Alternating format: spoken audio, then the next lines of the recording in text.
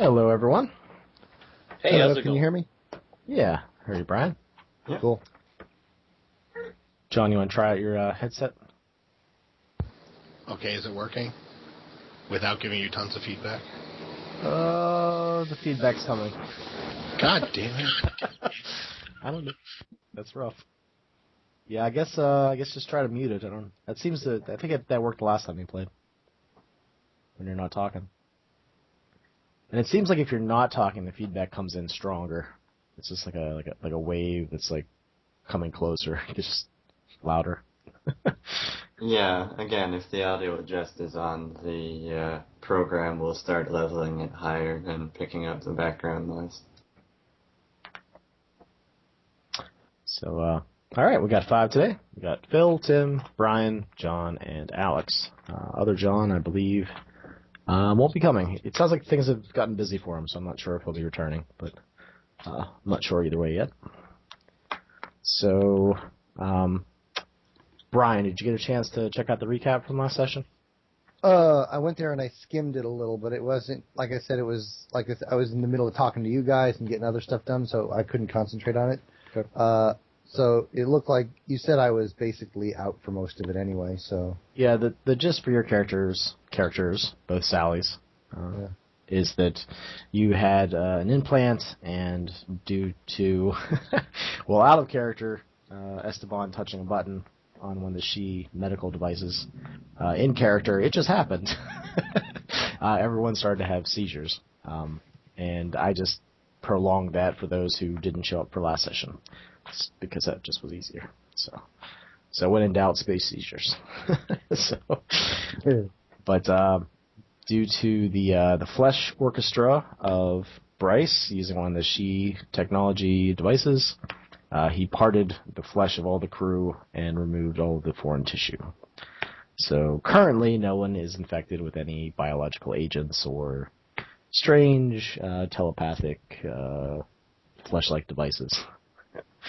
So, good job, Bryce. Does anybody have any questions or random thoughts or anything before we start? Here's the link to the online World of Darkness online dice roller. If Phil gets his 10-cent commission.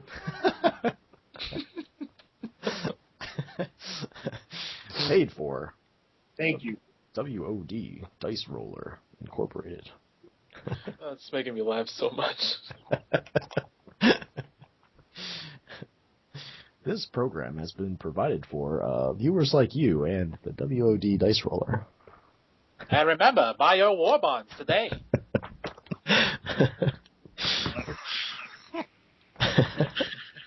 All right. If nobody has anything further to add, we can start. Let's see, what would be a good place to start here?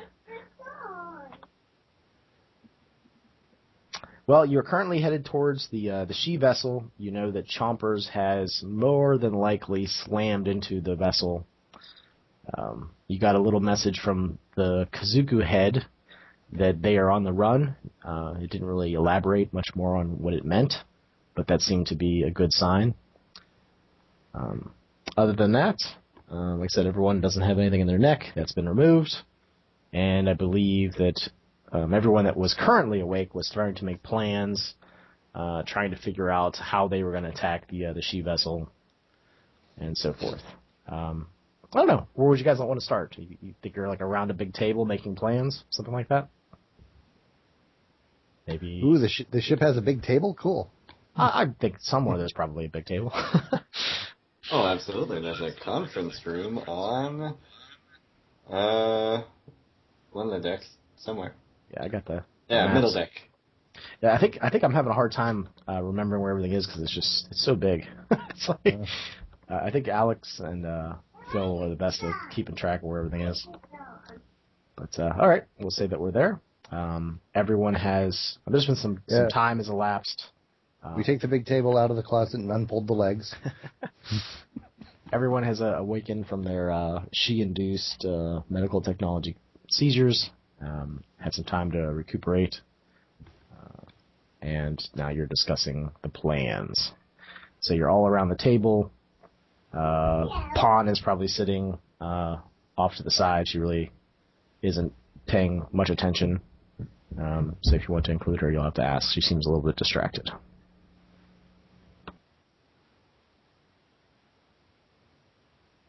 We'll say that someone's prepared some tea in Captain Ying style.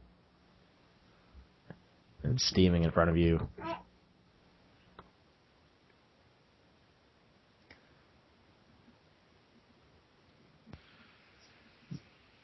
I'm trying to remember. I have like 2 Sallys. Mm-hmm.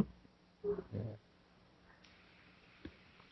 You'll see that there are 2 captains there, or there's not. I'm sorry, there's only 1 captain.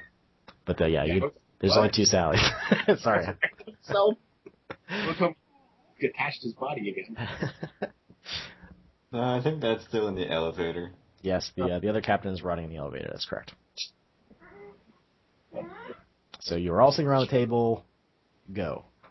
Longhair is bent over his tea, rubbing the back of his head, kind of just rubbing the peach fuzz on the top of his head, and kind of looks up at everyone individually and says, "So where are we? What's happening? Or where do we stand as far as the she go?" Chompers. Chompers has engaged the she at the moment. They received the message 2 minutes ago. Well, actually, it's probably been more than 2 minutes ago when we received it.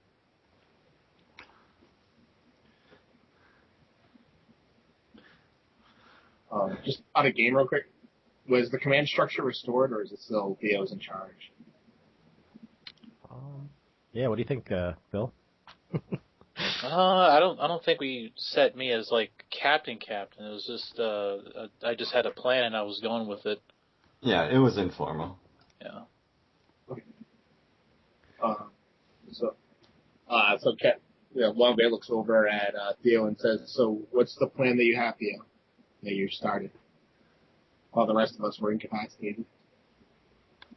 I had the idea of creating these probe-like devices that would be launched. They would crash into the side of the She vessel and emit a signal that would attract other Quay vessels to the She, alerting them of where they are at all the time, so they could be harassed and eventually destroyed.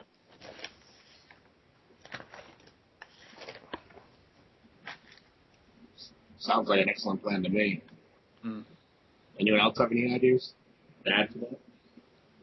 It is an excellent plan. The greatest difficulty we have right now is figuring out our extraction.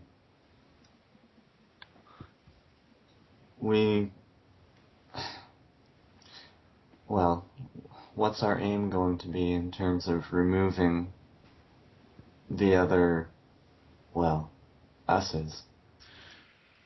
If you wish for my opinion, I think it is honestly a bad idea to try to extract them. As we saw from the device, it was still counting them as being alive, even though they were not alive. For example, your former crewmate's head that I found, Kazuko, was still being attached. They're not counting the lives of the person. They're counting the creature, the symbiote, the technology that is installed in the base of their head. They could all be very well dismantled, dissected, and in pieces, as far as we know. Did Kazuko have brain activity? No, he did not have brain activity. Curious. That's a lot of information to go off of. Well, actually very little. I still say it is worth it to go in there and rescue them, to get as many as we can out of there.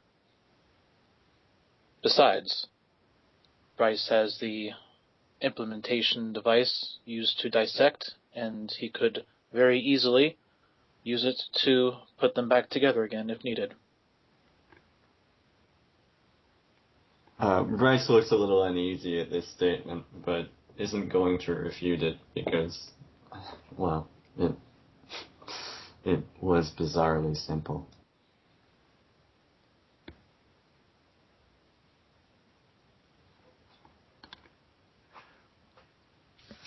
Very well. I will do as you all wish to do. That was merely my opinion. If we're going to do the extraction, we could set our ship up to dock with the other hole that Chomper's made in the she vessel, and then use that as our entry point. So we could create an umbilical between us and the vessel, enter inside, and having Genu as being our battering ram of sorts, we could go in there and, well, go in guns blazing. We could probably spare to carry around some extra E-suits with us so we can take and extract as many as we can out. Do we have a way to fight off whatever their mental powers are that seem incapacitated? I've been thinking about that, and I might be able to protect us, at least to a degree.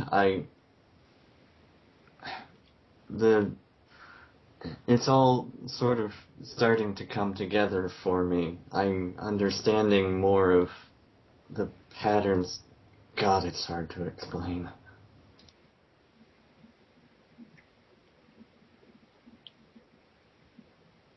But, yeah. That's better than we had before, so. I guess every time we've come across them, they've just incapacitated us with, like, a thought. We can't stand it. Whether we engage the ship or not, it's going to be futile, regardless. If you can buy us some time, I guarantee I can rip them apart. I don't think they can knock us out all the way. We all had flashbacks. And we weren't necessarily incapacitated right off the bat. It felt like we were still able to put up a fight.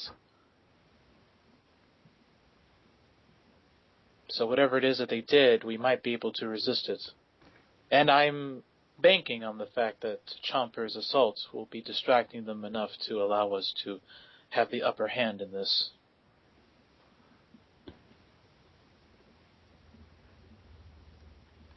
Captain, this is Aisho. Our sensors are indicating that the vessel in question has stopped. We will be within range in 1 hour's time.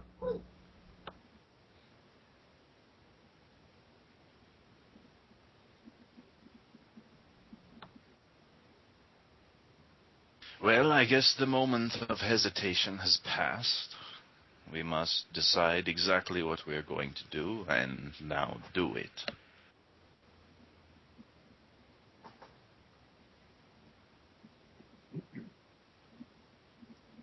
Well, is it a decision where we should have the entire crew go across? Hopefully numbers will help us carry out the best chances, or put everything in one basket.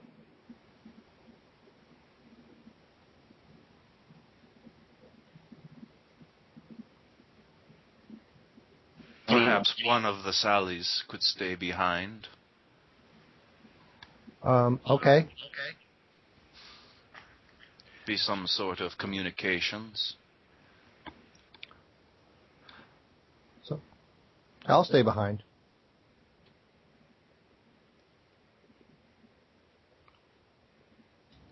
Bryce kind of looks over at Pawn.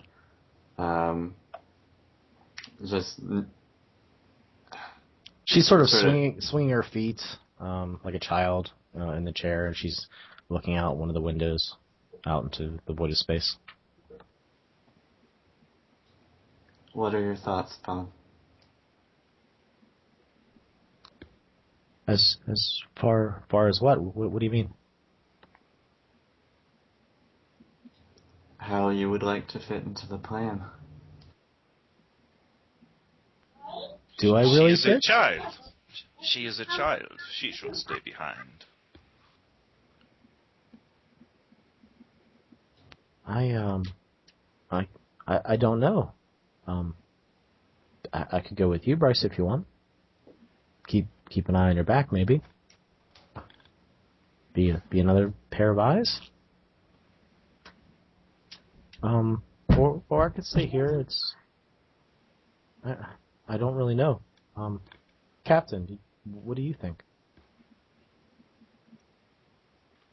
Well, Han, if you're up to it, if you remember any of the ship systems, I prefer you maybe to stay on the ship and help guide us with Sally. I seem to remember some sort of training dealing with piloting, but I do remember the systems. Well, if you think you could handle that and, help keep track of us on the ship while we're moving around, maybe help direct us like you used to, that would be a huge help to us. Perhaps it would be good if you had some sort of camera set up. I could see what you're looking at.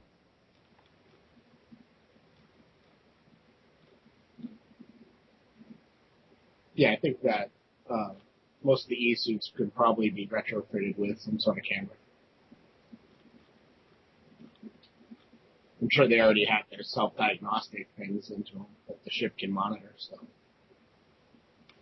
That would be good, and then I can communicate if someone is having issues, or if they have fallen.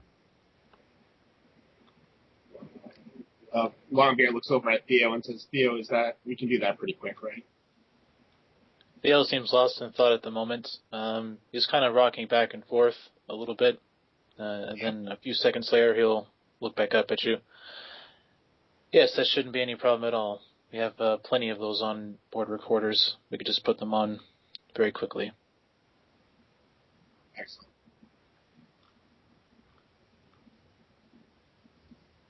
Thank you for the suggestion, Juan. That'd be really helpful, I think. If you think that will be helpful, then I would be more than glad to do that. I'm glad to be here with you all again. We're glad to have you here, Pong.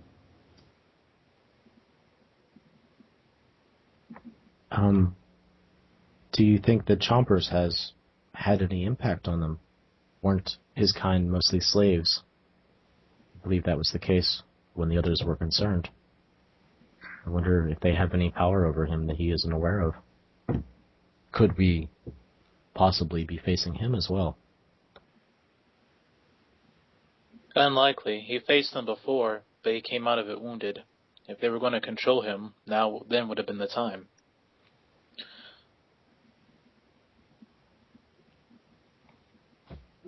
Just the thought I had. Esteban Bryce, did you run a DNA exam with the blood that was on Gina? Yes, extensively. Did you find any weaknesses or anything? Or, are they basically flesh like we are? Or? We did find nanomachines. They sort of reminded me of the ones that we found that the Earthers had been using.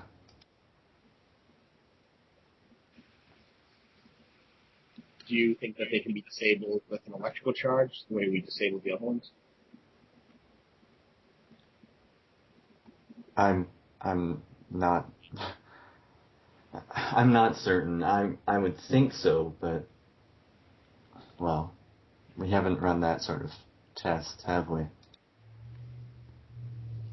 wasn't sure if we were able to run them while we were allowed the contract. Most of the technology that we've seen thus far of them suggests that it is a combination of organic and technological parts, but they're so interweaved together that I'm not quite sure they would function the same way our electronics would function. It is very tough to say whether or not the AMP would be able to disable them in any sort of fashion. It could be just as easily that these nanoprobes are able to withstand it. They might be able to be bombarded with the electronic signals sent by a nervous system to begin with, but this is all postulation at this point. I am no technological mastermind, but I did notice that they were not technology like we think of. They did not have components and wires and things of this such. They were not made of carbon nanoparticles. I don't know of their nature exactly. They were almost to the point of being semi-organic, but they were still technological.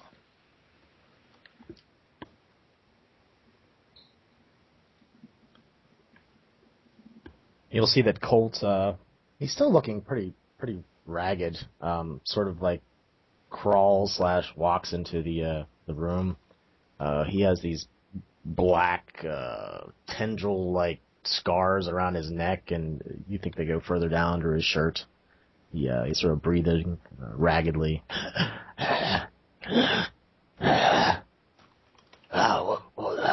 What are you all doing? Doctor, you should be in the medical bay. Let me take you back. Sit your ass down. If I die, they'll clone me again. I don't even care about that. And he sort of like lurches in and sort of flops halfway into a chair. I wanted to. I wanted to be a part of this.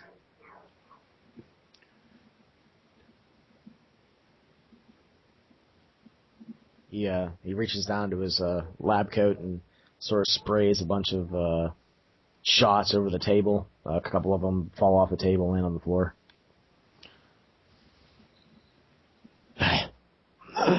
Those might alter. He sort of spits up on the table and wipes it off with his left arm. It might alter your physiology to the point that the she might have some difficulty. I was working on them. Is this the same stuff you injected in yourself before? No, not that stuff, no. It's just a slight alteration of the genetic code. How slight are we talking? He just holds up his pointer finger and his thumb on his left side, like a little bit.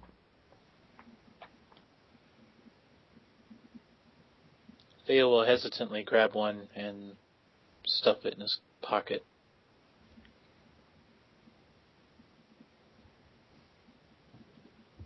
Have you tested this at all, Colt? No, you would be the first. The guinea pigs, as it were. Fantastic. I don't. It's at your own risk. It's just letting you know there might be some consequences. How long would the DNA resequencers last? Is it permanent? Yes, I would have to come up with some sort of other sequence or serum to perhaps reverse it, but right now it's permanent. Theo takes it right back out of his pocket, just throws it back on the table.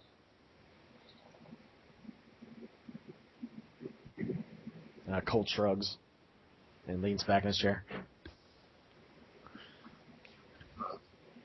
Longbeard kind of reaches out and grabs one of them and places it in his pocket. Just in case. It might be worth everyone taking one. If it comes down to the point where you feel like you're getting taken over, it might be worth taking that chance.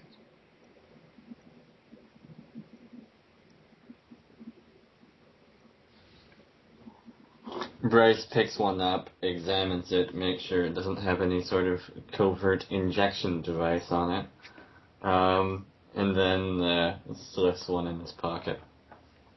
Yeah, they're pretty straightforward shots. Have you tried this on yourself, Doctor? Have you been experimenting again? He reaches over about 2 feet and picks one of the ones off the floor, pops the top of it off with his mouth, and shoves it into his left forearm. I wouldn't have you guys take something that I hadn't tried out myself. Good point. I wasn't using that as an example for why you should be injecting yourself. I was merely asking if you had been. Oh, next time, why'd you be a little bit clearer about it?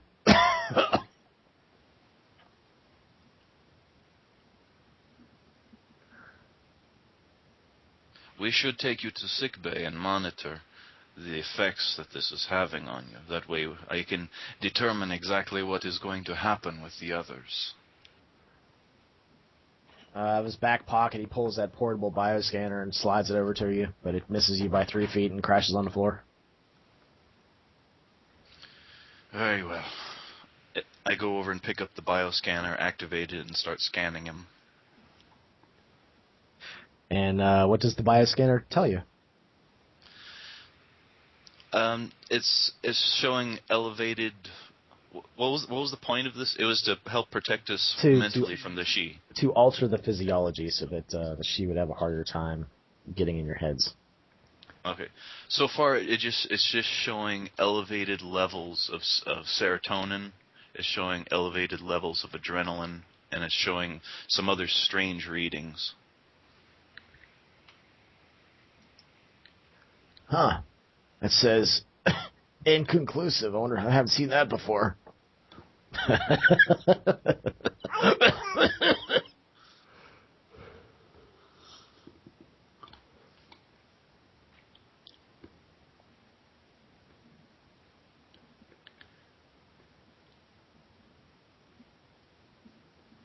Yes, it does not seem conclusive at the moment. We may have to give it some time for its effects to become apparent.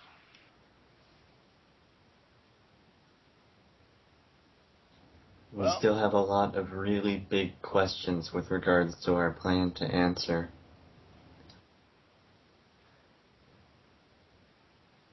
Well, I already put forth my proposal. What's our boarding plan? We get on board with Genu. Have him go with us and start firing away at the bastards until we cut our way to where we need to go. How far away do we park the ship? We just attach it through the umbilical. We have to land right on top of the vessel.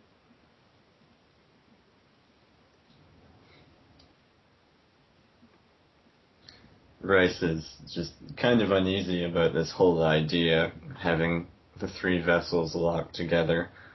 But he shakes it off and pulls up on the monitors what intel he did gather. The 3D model that he built of the visions he had of the inside of the ship.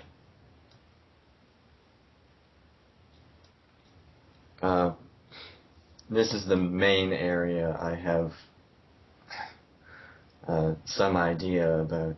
It's certainly where the majority of our clones, our duplicates, seem to be held. It's got this bizarre honeycomb look to it. I think those are doors over there. I don't know. Well, it looks like the hole where Chompers first hit it isn't that far away from those areas. It's kind of centralized. Do you think it would be possible, Theo, it looks like it's big enough for the shuttle to fit through. Yeah, we should be able to fit the shuttle through there. And the shuttle would be more appropriate since it is, it has enough space in it to contain a larger cargo hold of people. So when we land with the shuttle, we're going to need to, keep a couple people at the shuttle to protect the shuttle, and then a group to go out and bring the people back. Who here has piloting skills? I do, Captain. Longbeard raises his hand. Theo raises his. And Bryce hit. Sally, can you pilot? Basically, yeah. I mean, I don't need to dogfight. I just need to know whether you can pilot this, get the shuttle going. Yeah, I can run it. All right, good. Esteban? I can fly various residential vessels. I've never flown any large crafts. You'll see the pawn kind of half-heartedly raises her hand. As you remember, you guys downloaded the pilot program before she went offline.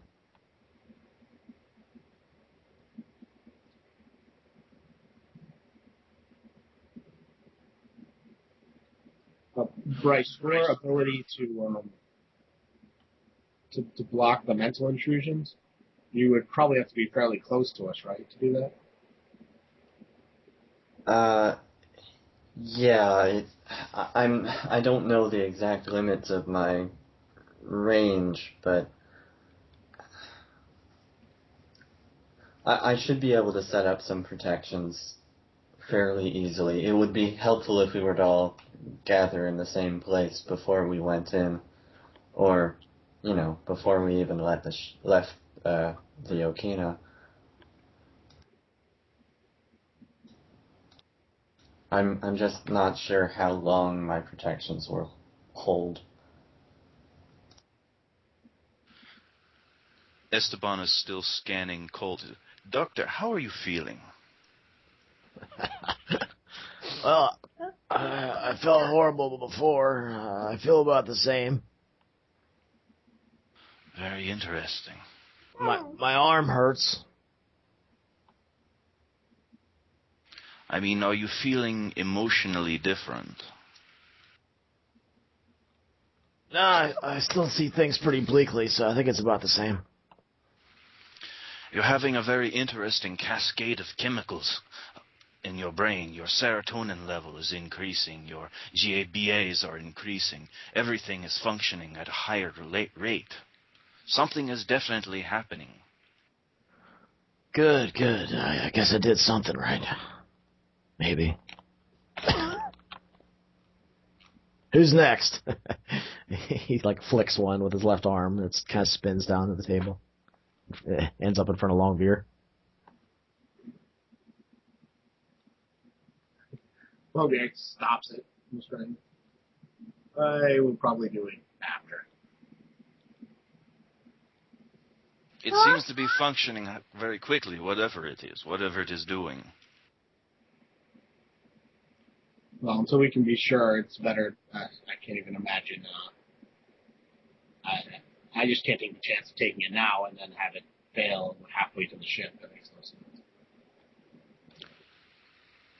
I'm surprised you're not feeling anything emotionally different. Your dopamine levels are spiking at very high levels.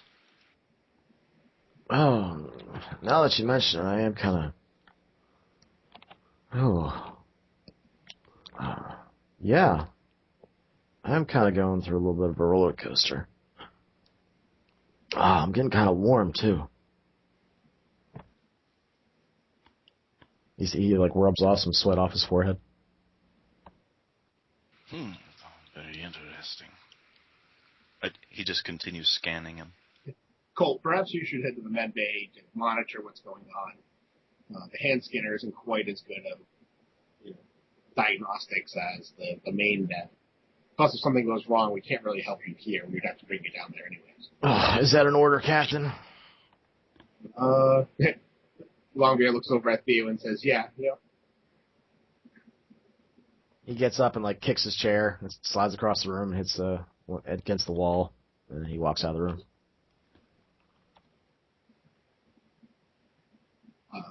You hear some cursing in the hallway before the door closes.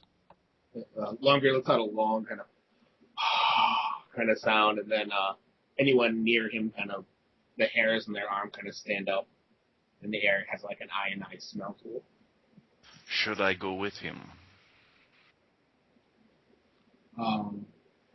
If you have any other ideas, Esteban, I'd rather hear them before you go down to the medical. I don't know what it's doing. It's elevating chemicals. His pineal gland is experiencing extreme activity. It could be very well doing what he says it's doing, but I cannot verify it. This is not on a medical level that I am familiar with. Okay. Do you feel fine dealing with him by yourself? I mean, I can continue to monitor him. Other than that, I am not certain what I can do at the moment.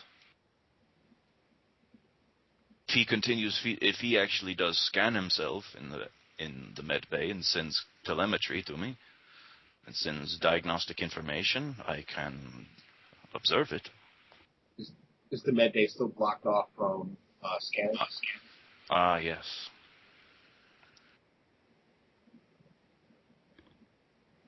Aisha? Yes, Captain. What would you want? When the doctor enters the med bay, can you send Genu down there to stand guard at the door? Understood, Captain. Will do. And make sure he heads to the med bay? I always track all of the crew members, but I will do so with added interest. Thank you. Please notify me if he doesn't head directly there. You just hear this little beep noise, and it breaks off communications. All right. I'd rather have you hear Esteban for any ideas you might come up with for boarding the ship. Very well.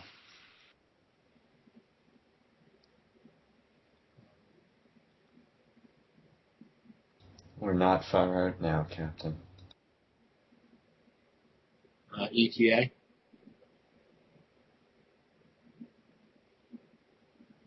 Looks about 30 minutes. Maybe less. That's at our present speed. Yes.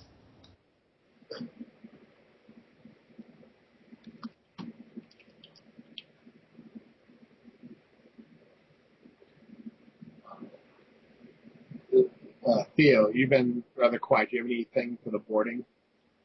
I assume you don't want to stay with the ship. I kind of feel that El, Kazuko, and Agren are probably top priority to grab. Though, I mean, that sounds kind of brutal. But It's understandable. does that And I make plan sense? and I do plan on going on board. I figure. Everyone who's going on board should be well aware that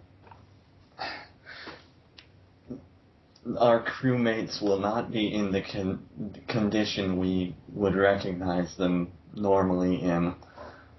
They've been doing pretty extensive work in some cases, and it's not going to be easy to stomach. Just be prepared.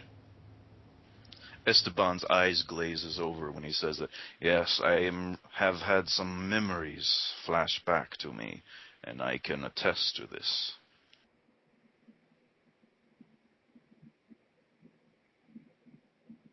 The condition doesn't matter. Just don't freeze up, Theo. I have no intention of freezing up.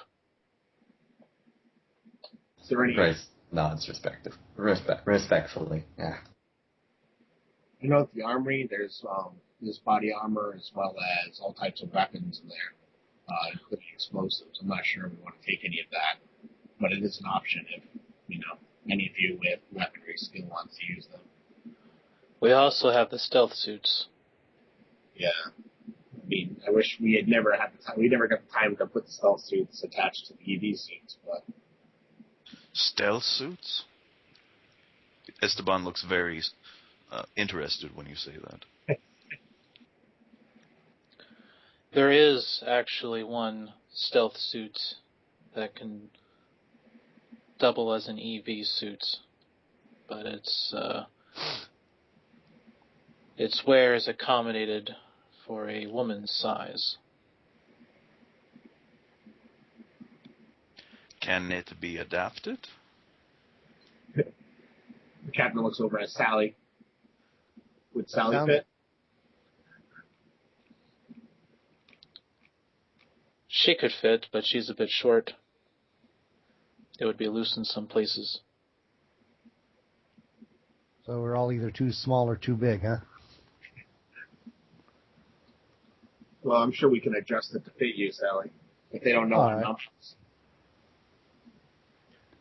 Bryce, do you think that even if we use the stealth suits, they'll be able to detect us? Probably. Like At you were least some of you them. were able to detect me when I was. It really depends on how good a job I do of, blocking them out. But I'm sure at least some of them will detect at least some of us, at least some of the time. I'll score an advantage. Sorry? it's still an advantage. So I guess it's worth grabbing the stealth suit. He kind of looks down and he looks at his stealth suit, which he's still wearing. So. Really like a second skin to get used to wearing it.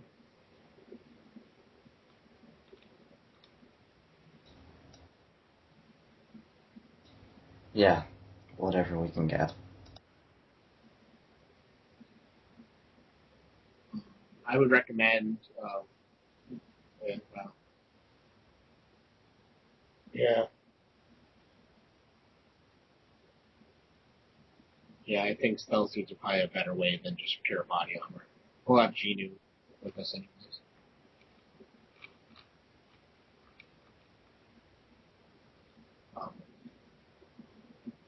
It might be wise to test the stealth suit, in this situation, to see exactly what its parameters are, how far it can be used.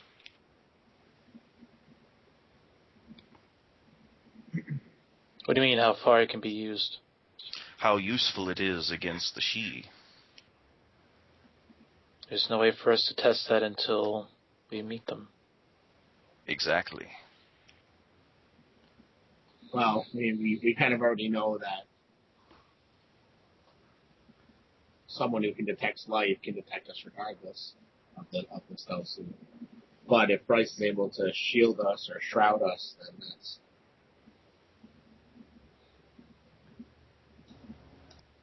Again, I'll do everything I can. But there must be concerns that we can actually deal with, something we can move and deal with now. We have minutes. Theo gets up from his seat and begins to walk out. I'm going to get suited up.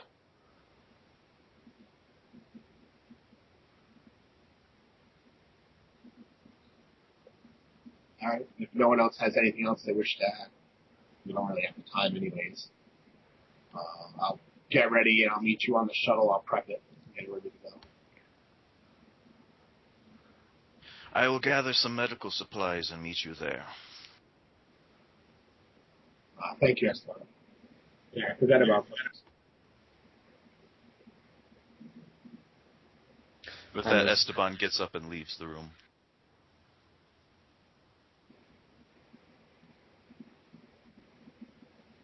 Where's Pawn at this time?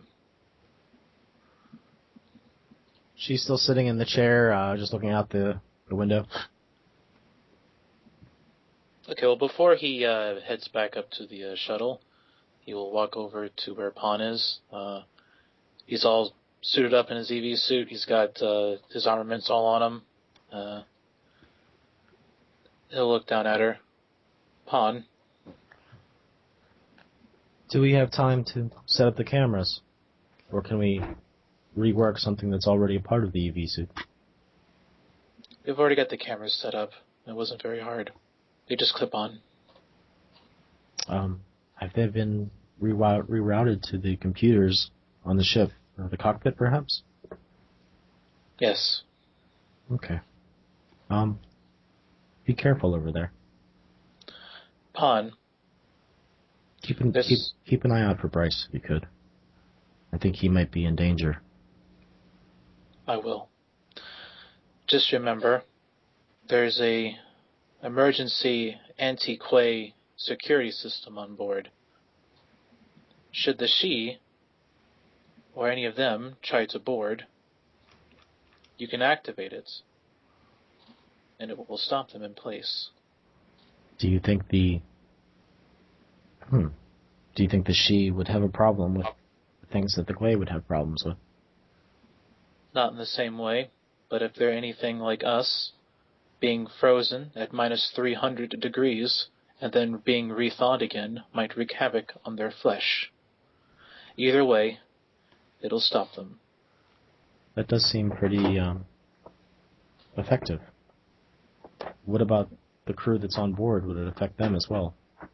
As long as they stay inside the quarters, they're fine. Or anything else that is not in the hallway. Maybe, Sally, do you want to stay with me in the cockpit? We can isolate that room so we could use this in case. Sounds good. Yeah. Unless there's someplace else you'd like to be, we could reroute the routines. No, cockpit sounds good. I'm forgetting which Sally I am.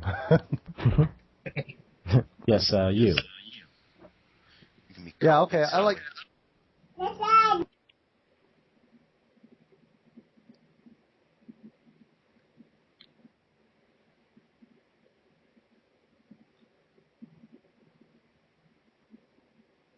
With that, Sally gets up and she motions for the one Sally to come up to Yep. the cockpit with her.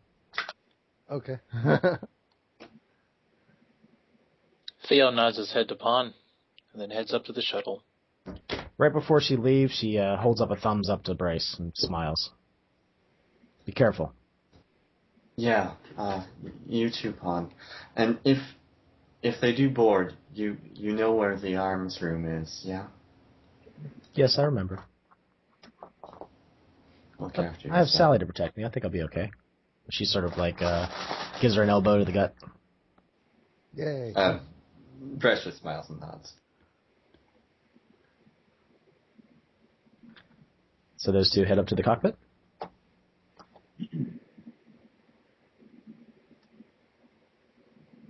Once everyone leaves, Longbear will leave, and as he's walking off, he'll call to Aisha. Yes, Captain. Aisha, add Pon to the command structure. Grade 2, Lieutenant. It is done. And just so you know, the doctor has arrived in the medbay, and Genu is protecting him. Is that the correct word? Yeah, he's protecting him. Should he treat him as a hostile foe? Actually, I'm going to need you to send Gino up to the shuttle. Genu, please report to the shuttle. No, not that way. Genu, not that way. Yes, that way. He should be there shortly, Captain. Go to yellow alert. Set the ship on command readiness. The systems are prepared. Arms are ready.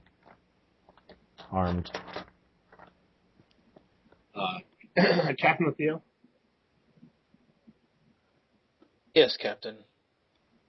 Theo, are your pods ready? Do you want Sally and Pon to fire off your I don't know what you want to call them, detectors or probes, or do you want us just to, do you want us to handle that and then take the shuttle across?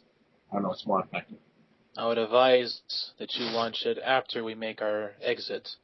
Once those pods launch and attach to the outside of the ship, it will start emitting the signal, and that's when they'll come, hopefully. I don't think we want to be around when a bunch of their ships show up.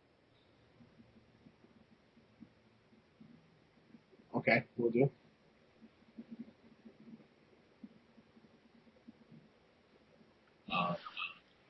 With that, Longbear grabs his, goes to his room and grabs his mono blade and then heads up to the shuttle to prep it for takeoff. On my way back to the med bay, I stop off at my quarters. I go in and lock the door behind me, and I reach underneath my mattress and pull out a small little metal case. I open it up and find little tubes inside, and I roll them back and forth. And I take one of them out, and I hold it up to my eye and push the button on the back, and a needle injects into my eye and injects blue fluid to my eye. I say,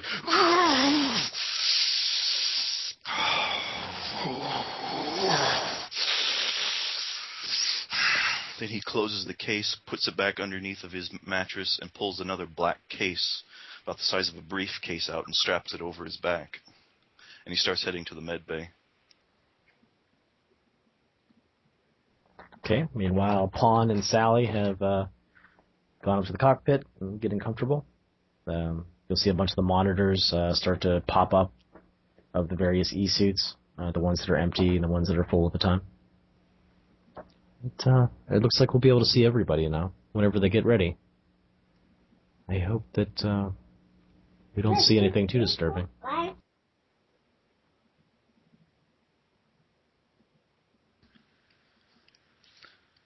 Once I get to the med bay, I quickly scan the doctor to see his condition, and then I grab some medical supplies and throw them into a backpack. Then I start heading towards the shuttle bay. You'll find the doctor singing some old-timey old tune or humming the words he doesn't know. You seem to be feeling quite well, Doctor. He's like dancing around the room with a like a plastic sack filled with like medical gowns, but he's shaped it into form of like loosely like a humanoid shape. Da, da, da, da, da, da, da, da. Ho, hey, how are you? Doctor, are you going to be able to handle yourself on your own? Oh, I'm feeling groovy, baby. Ho. May I ask a favor of you? Please do not experiment on yourself in the time we're gone. Do not activate the 3D printer, please. Oh, no problem there, Esty. Did you meet Sally number 65? Oh. She needs some more arms and things, but she's kind of cute. Perhaps you should lay down for a while. Nah, I got all the energy in the world. I'm good. Sally, she needs a head, but, I could kiss her shoulder. Yes, yes, Doctor, yeah. Oh, Anyway. Are you making more Sallys? Awesome. Goodbye, Doctor. And he runs out the door. You sure you don't want a kiss from Sally first? He closes the door and tries to lock it behind him. You'll hear like humming and singing through the closed door. Is there a way to lock the door from the outside? What do you think? I don't know if it's been done before. Okay. Say that there's a lock on the outside, sure. Okay, so he goes ahead and locks it. Captain, I am coming to the shuttle bay. I will be there shortly. Gears are clicking, and alright, shuttle's being prepped now.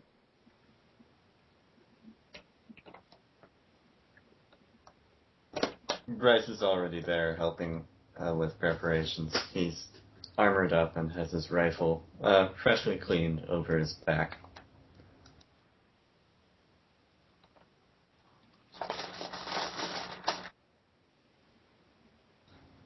So, who's going to fly this thing? I will. I have under control. Yeah, that seems best.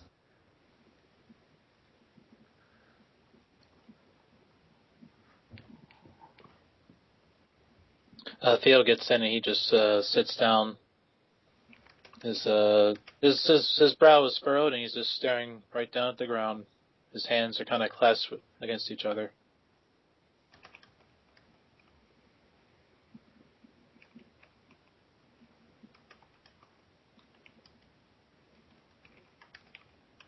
After a minute, Esteban arrives, and he sprints over to the area where there's the armor and the suits, and he starts suiting up.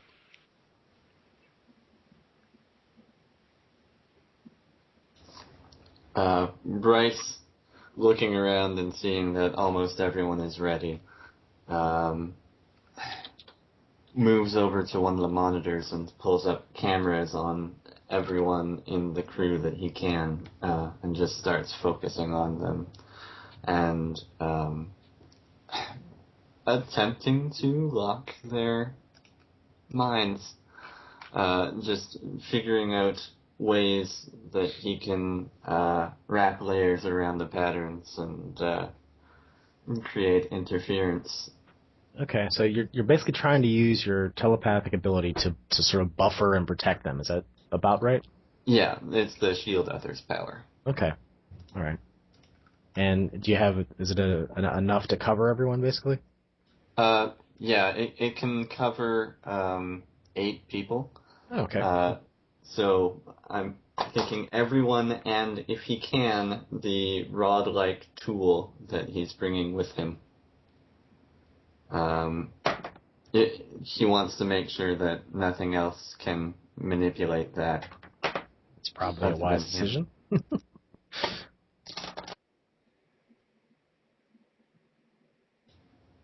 And then he just files into the shuttle. Are there any weapons there that are...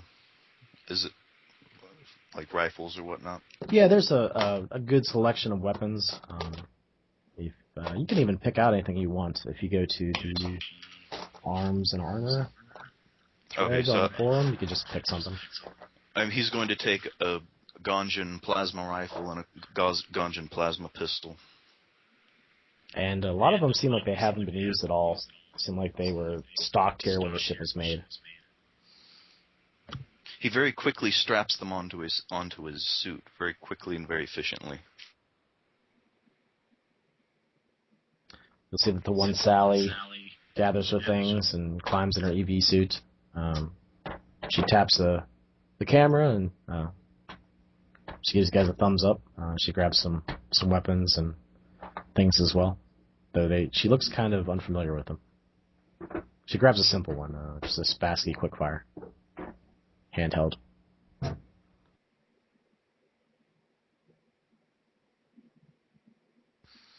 I hurry into the shuttle pod and I find a seat and I strap myself in. Over the comms, a blurting, singing doctor comes on. And he's, oh, good luck, everybody. Oh, How did he get out? Die. I locked him in the medical bay. I'm not sure how he got out, how he was able to get to a communicator. I think you'll be fine. Don't die, don't die, don't die, don't die, don't die. I showed block communications from Colt. Understood, Captain. It seems that he has exploded several oxygen tanks in the mid-bay. Oh, Damn. The doorway has been immobilized. This might be the time to use some targeted suppression gas, Captain. I know it seems silly and drastic, but we just don't have time to deal with this. Is that your orders, Captain? block off the bridge and just gas the corridor or the room that Colt is in. Gassing. And he's down. Problem averted, Captain. Thank you. Monitor systems. If he wakes back up, please let us know, and then we'll decide what to do with them. Good luck with your mission. I suggest, Captain, that we do not take these chemicals that the doctor provided. Strange chemicals can interact with the natural chemicals in very strange ways. Understood. I'm going to leave it open. I'm going to take one if I need it, but I seriously doubt I will. I figure if the point of me taking it means giving me 5 more minutes to destroy them or to save someone, then I might take them. I agree that it's dangerous to take any type of untested. In this amount of time that he's been under the influence, he seems to have lost control to some extent, so I would recommend as a very last resort. Noted. Thanks, Esteban. You notice that there's sweat running down his brow. Longbeard lingers his look on him for a couple of seconds, but then just kind of smiles. Says, "It'll be all right. We'll get everyone back. It'll piece of cake." I'm nervous about this, Captain. I am a medical technician. I've never done this sort of thing, so please forgive my jitters. Oh, it's fine. He kind of looks over your suit and sees the way you position your rifle and the pistol and everything seems like military setup. I'm like, huh, surprising. And then just kind I don't know, sort of grins, but then goes back to setting the shuttle up. Theo, you all set? Bryce? Good. I've been ready to go.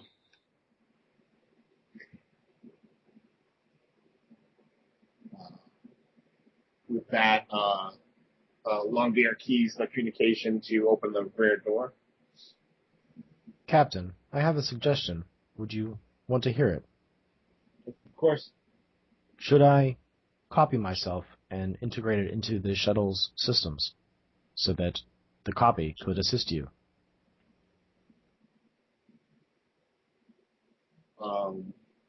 Longbeard turns and just looks at Bryce, like, raises an eyebrow. There is also another AI copy on board, Captain, if you would like to use that one instead. What's the second AI's designation? It seems to be locked in the New Realms program. Should I delete it? No, do not delete it. Hopefully it wasn't infiltrated by the She. It seems to be corrupted, Captain. It breaks many of the laws of AI structuring and programming. Disregard, I shall. Understood. Yeah. I show double your matrix and send the second I show to the ship. And to the Understood, shuttle. Captain. You want all of the safety protocols in place, I assume? Yes, please. Done. I will make sure or the encryption is good. It is there, Captain. Okay. I'm going to rename the iShow in the shuttle. Command access 978332. You'll be known as Ganju. Understood. I look forward to interacting with this copy. Everything seem okay, Bryce? He's sort of flicking away at a terminal on the side of the shuttle, and the encryption was already pretty good. I enhanced it earlier. I need to do what I can while I'm here. In the shuttle, you'll see a picture that is identical to the one that comes up on the monitors for iShow. It's just an average-looking Ganjan male with sort of mid-length black hair. It's half covering one eye.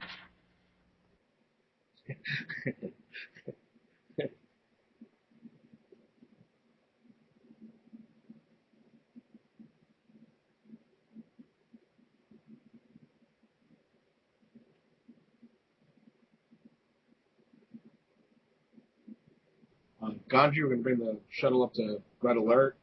We're going to be boarding and exiting the vehicle upon accessing the next secondary ship. I need you to monitor all systems and keep the shuttle prepped and ready for flight. Understood, Captain. Pleased to meet you. Pleased to meet you, Ganju. Captain, Yes. there is some news that you might want to be aware of before you embark on this mission. Would you Okay. care to hear it? Sure. And he continues to prep the shuttle to go. The asteroids have plummeted into Ganjan. Many have died.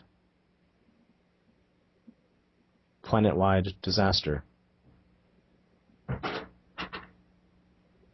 I am sorry, Captain, if you had any family there.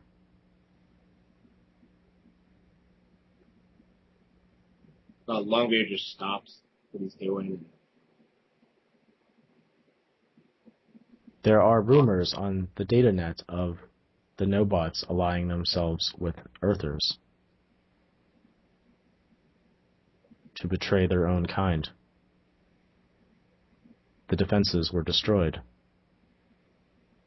corrupted from within. That is all.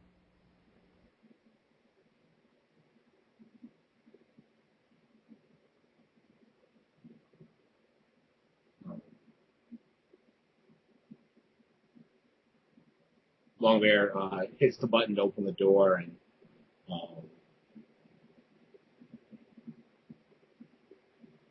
kind of reaches up and kind of palms his eyes, and then shakes his head and says, "All right, let's get this shit done."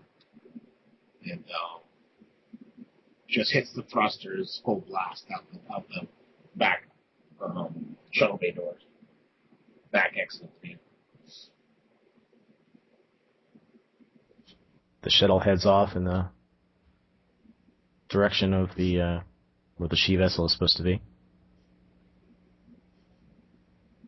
Captain, this is Sally. Do you want us to stay close with you until we arrive? Give us a slight head start. Give us about, I don't know, kind of looks over at Bryce, maybe 10 minutes. Think that's enough time for you? Bryce? He just nods briskly, but he's looking really distracted and uncomfortable in the small space. The weapons should be are enough armed, time. Captain, too. If you need us to fire, you just let us know, but we will only do it on your orders. All right. We'll keep that in mind. I don't want them attacking the shuttle. The ship. Something happens to us, we need you to get away.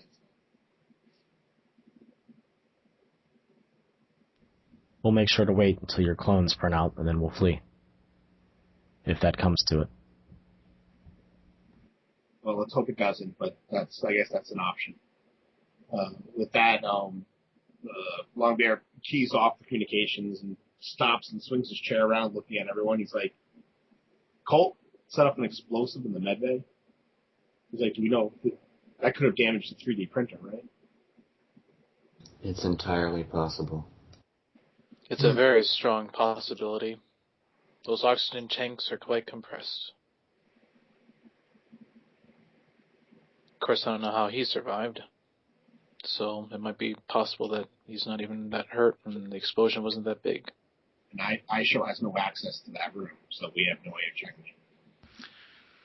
He had constructed some sort of dance partner out of some of the elements in the medical bay, and he was dancing with her, calling her Sally 65. He was not in his right sense of mind at the moment. 65? That's... Really? He thinks that's... that really must have been some interesting stuff.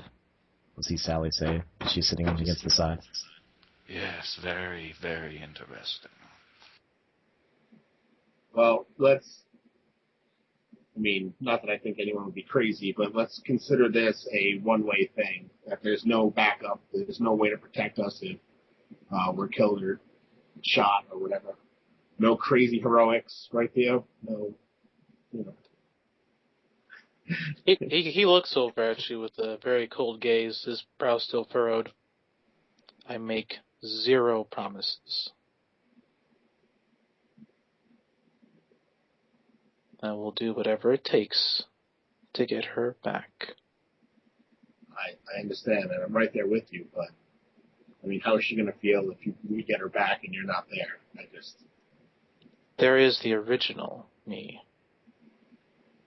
And that is all that I need to know. We have... Bryce is about to say something, and he just shuts up.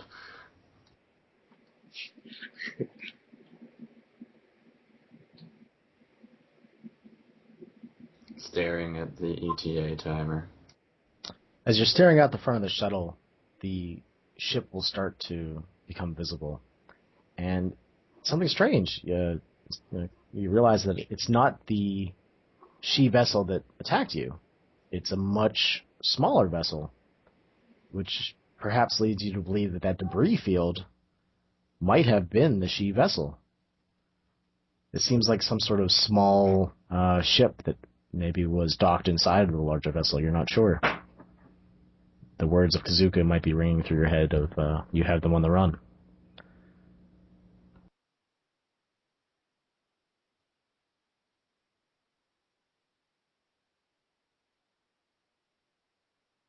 It's sort of spinning in a chaotic yet repetitive fashion.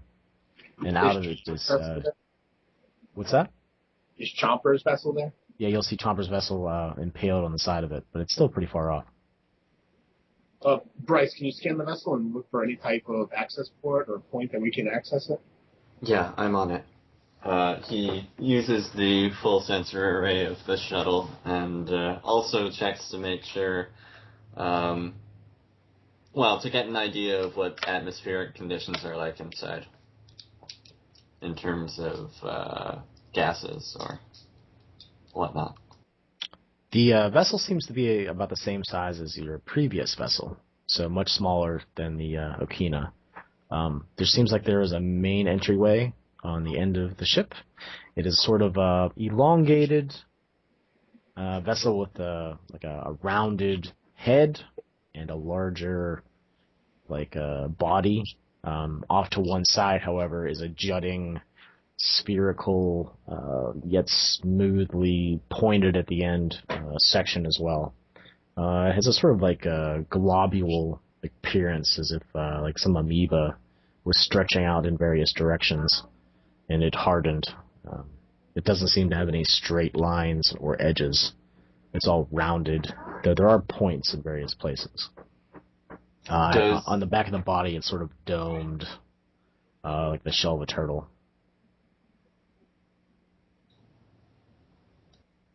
I was just going to ask, correlating to the what he saw through the eyes of the patients, is there a sense as to where that room was, the vivisection chamber? Yeah, you think the hive, the honeycomb section, is in the center of that dome. Basically the center of the body of the ship. Bryce highlights it on the map and also highlights the entryway he found. I think this is where they are.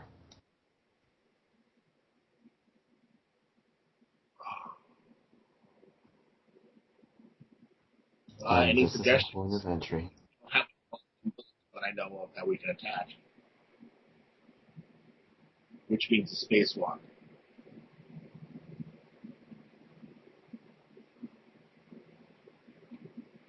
At this point, Theo's already got on his helmet, and he's standing at the door.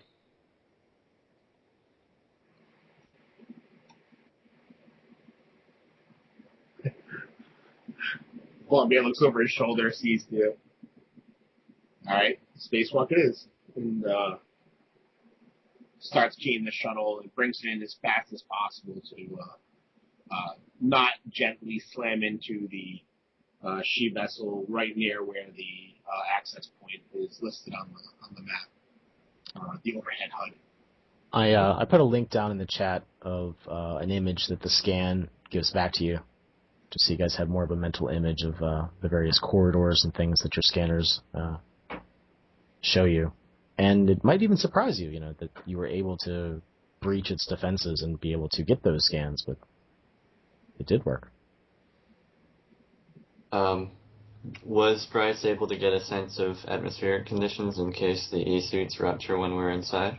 You think that it would be utterly hostile to humanity to breathe anything that's inside of there. They're very toxic gases. Bryce, just make sure that's shared with everyone. Noted. Everyone keep your helmets on. Tim, is that access point 1? Is that where the access is? Yeah, that's the main entryway that you can find.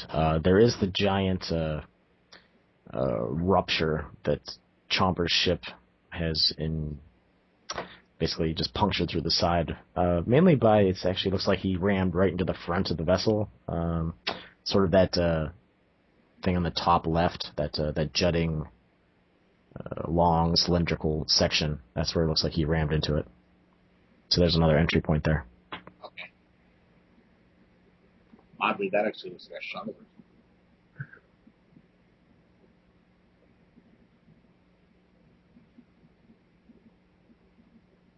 And right. The scanners are also reporting that it seems like a combination of metal and flesh. A lot of the walls are composed of that. All right. Longier undoes his belt, stands up, and then makes sure everyone has their helmets on. Helmets on, guys. Everyone all set? Bryce is ready to go. Okay. Ready, Captain. Sally gives a thumbs up and claps Esteban on the shoulder. Yes. It's a shame we're all suited up here. I thought about asking you for a kiss before we went in there, but I think you can take your helmet off? Why were you asking for a kiss as we're going about to possibly die? That's exactly why I'm asking. That is very unusual. We are suited up. Perhaps after we get back, it would be a better time. His eyes are kind of open wide, and he's sweating a bit. She starts to take her helmet off.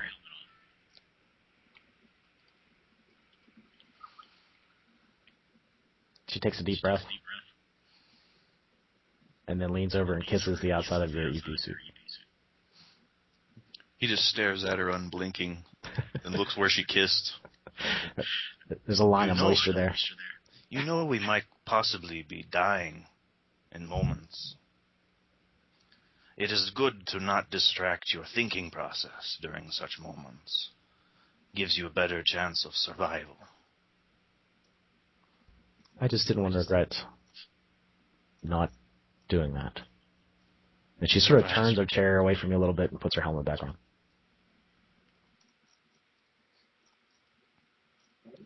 Sally gets her helmet back on. Longbeard walks over to the thing and pounds the release button to open the door.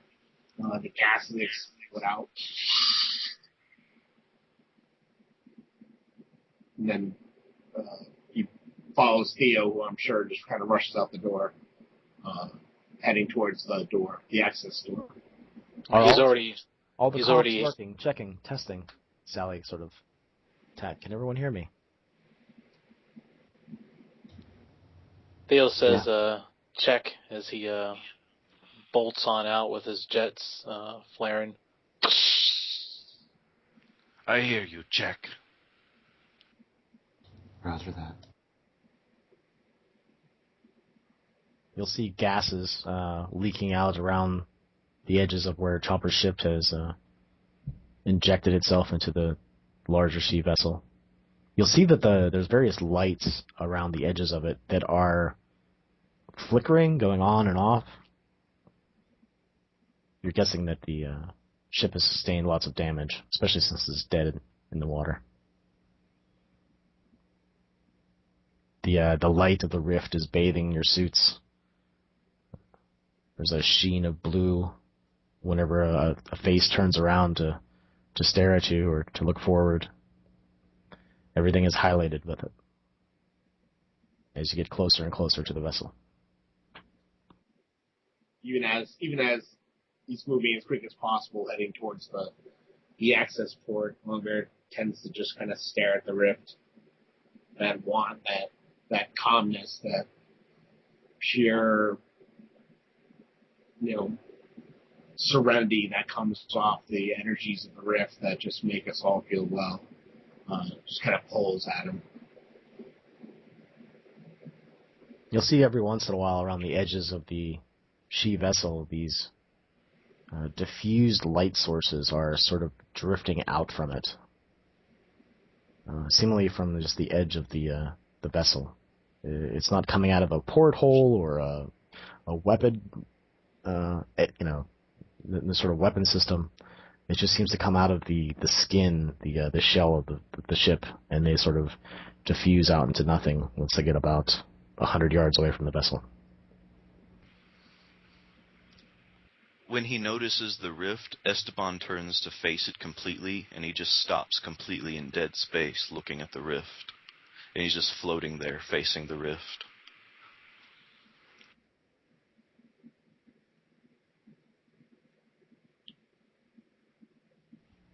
You'll see Sally gives you a thumbs up as she's floating by. He's just completely transfixed on the rift. All right, guys, everyone, get over here. Get to the door. Captain, this is Esteban. Yep. Go ahead, Esteban. There is something strange. I do not know what it is. I am looking at this rift. This is the first time I've seen it, and I feel very strange. It's the energies from the. It'll pass. I cannot explain this feeling. After about 20 seconds or so, he starts moving back in line towards the ship, but he's still looking at the rift.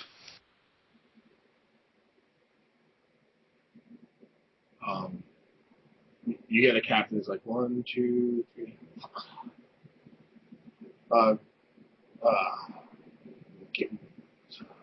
Long hair to Genu. Yes, Captain. Access. Leave the ship and head towards my signal. How so, Captain? God damn it. Should I push off?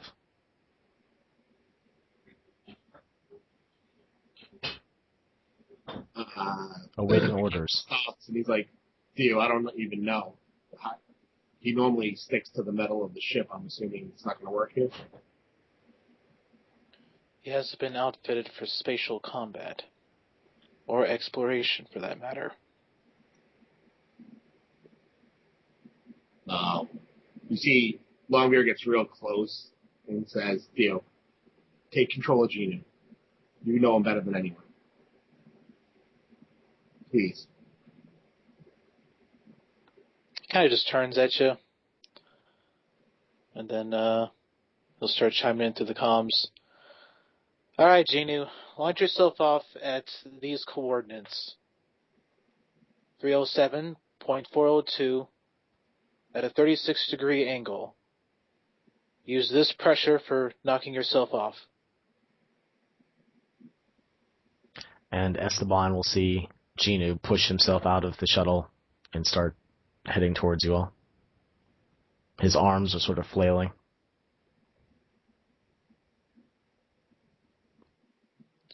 Genu, do not flail your arms around like that. You'll only slow down your momentum. Don't. Yes, Theo. You see the arms stop.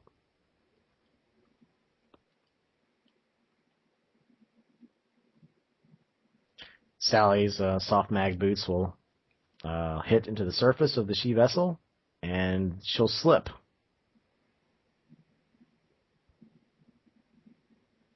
And it seems that they aren't as effective on the outside of the she vessel as they are on your ship. They seem to have some grip, though. And eventually she stops. Whew. All right, everyone. Let's be careful. Apparently, our things are not as good here. You'll see Genu almost slide right past Theo. Theo will grab onto the back and kind of ride the rest of his momentum, and then suddenly his body kind of lurches forward with his feet facing the clay vessel, and then there's no sound because it's in space, but if there was, it'd be a thud. On the inside of your suit, you hear a thud. Yeah.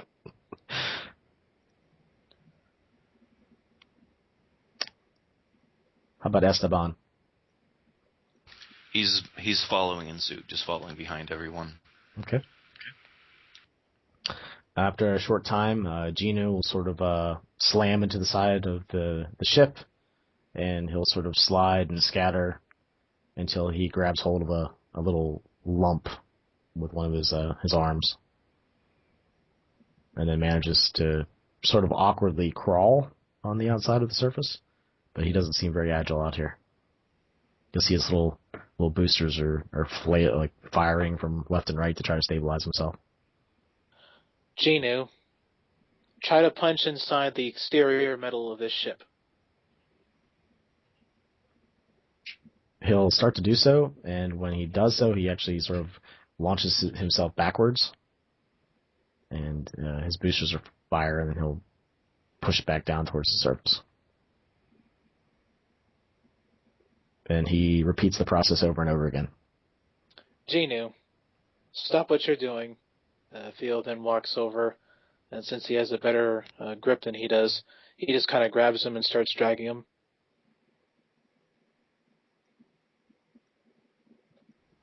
And then using the boosters on his suit, he'll kind of just act like a guide and just kind of go over to where everyone else is at. Okay. Sally is looking around. Are we going in through the hole of where Chomper's left, or through the main entrance? What are we doing? We're gonna go through this entrance here. Kind of points at what looks like just like a flat piece that's in the ship. There's really it doesn't look like a door at all, but this is the point that Bryce pointed out to us. That's the entrance. I have no idea how the hell to open it. Anyway. Bryce examines it more closely and tries to pick out whether it has a thought form associated with it, whether it can be communicated with, and he uses a symbol for open. If he's found one in the time he stole. Okay. Yeah, if you think open, it opens. The doorway will sort of open like a sphincter. It'll just slowly sort of spread out. It'll ripple, like wrinkled flesh, and there's this area inside of curved walls and looking like organically grown, like you're walking on the inside of a bone.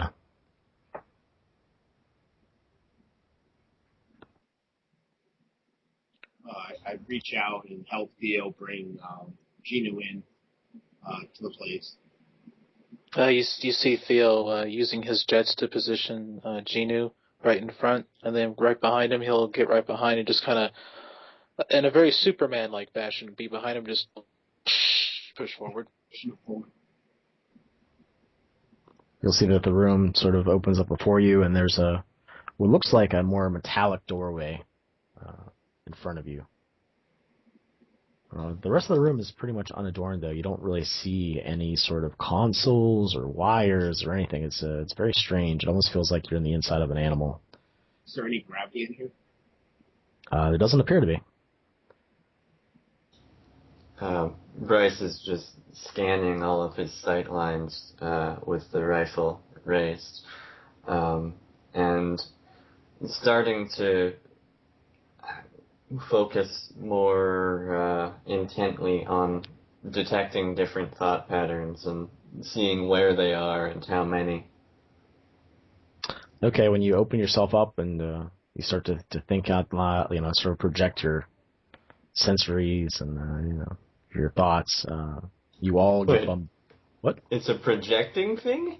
Well, what are you doing? Yeah, just I guess All describe it. We'll do it that way. I was just wondering whether the passive surface or the passive sense thoughts thing would pick up any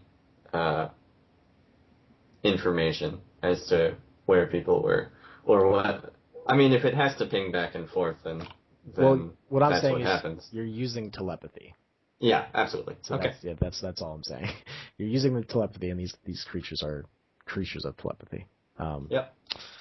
Who have all kinds of various abilities with them. Okay, so boy. You see that, and everyone is going to need to make me. I believe it's. I should have a character sheet in front of me. Let's see here. Initiative. You're going to need to roll intelligence plus resolve.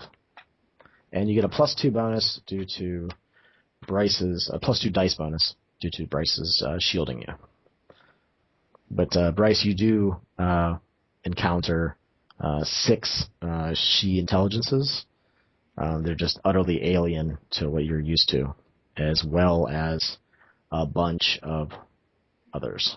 And you think those others are in the center of the vessel, where you're imagining they're in the honeycomb structure. Oh boy. I have 3 successes. Okay. I also had 3 successes. All right, you're sort of all flooded with these thought symbols. Bryce has the mind shield power, so he's rolling like 17 dice. Okay. Um, All right. Yeah, as long as you get one, you're fine. yeah, he's good. Okay. And I think Tim is out. He'll be right back. So for now, we'll say that he passed it. So yes, you're sort of inundated with these symbols that are just flashing, and it feels like it's like right behind your eyes. As you look around the ship, that symbol it sort of clouds your vision. Sort of you can see through it. It has a little bit of transparency to it.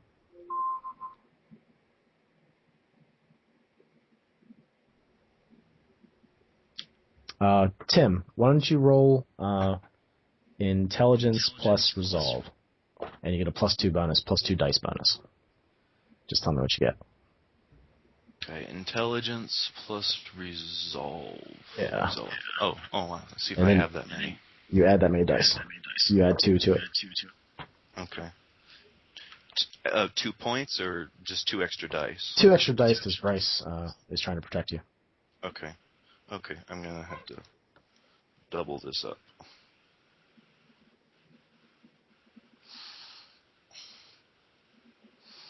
Okay. 9, 2, 2, 4. Okay, yeah, you're good. 9, 1. 1, 6. And 9, 2. So I rolled 3 9s and 3 2s. Okay, the 9s are successes, so that works. And you sort of have this, you're trying to resist them, and as you do so, the images that are flashing sort of lessen in intensity, but they're there, almost like a TV turned on low in the background, except it kind of clouds your vision somewhat. And the doorways in front of you. It's this silvery, mechanical sort of portal that looks like it opens up from both sides. Yeah, I just follow along with everyone else.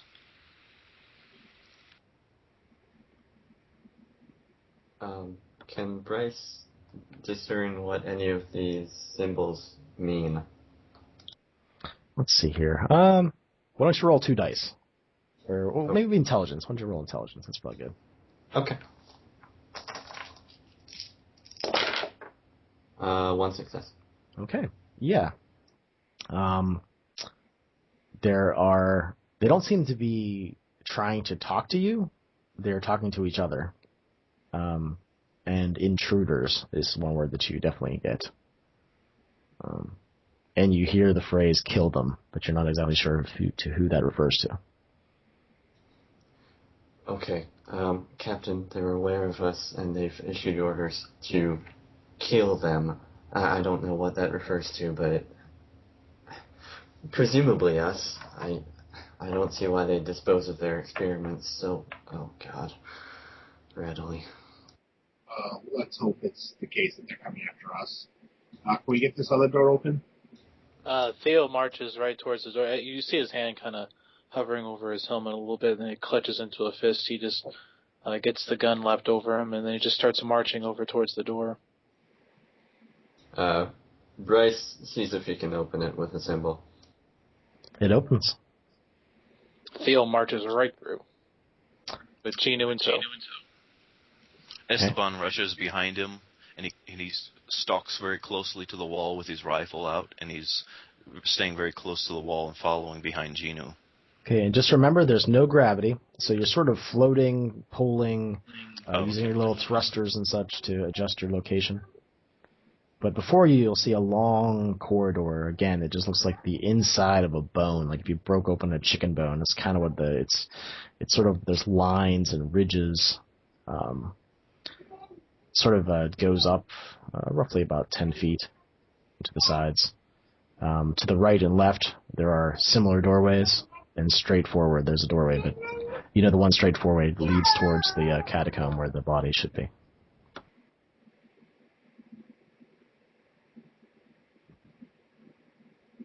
Theo is going to be gliding right towards it.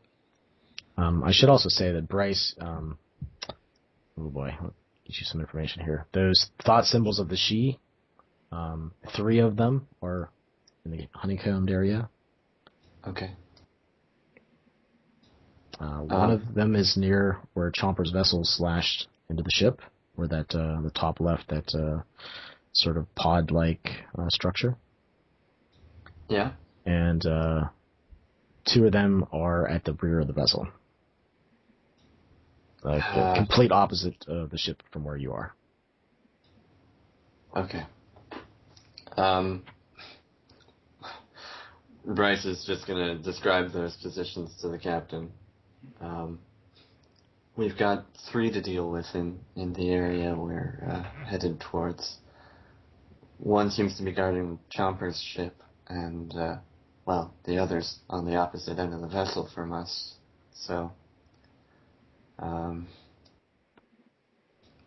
Bryce just begins trying to gauge whether they're starting to move in our direction. The 2 at the rear of the ship are seem like they're starting to float towards your direction. Well, the ones directly opposite of us are moving our way, but it'll take them a little while at least, I should hope. Let's move quickly and clear what we can. Well, right. No, that's your call. I'm sorry. I'm thinking far too quickly, Captain.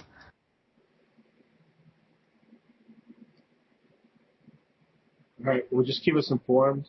Let's see if we can get the next door open and just plow right towards the center. You said there's 3 in the center, definitely, right? Yeah, absolutely. And a lot of others, so watch your fire.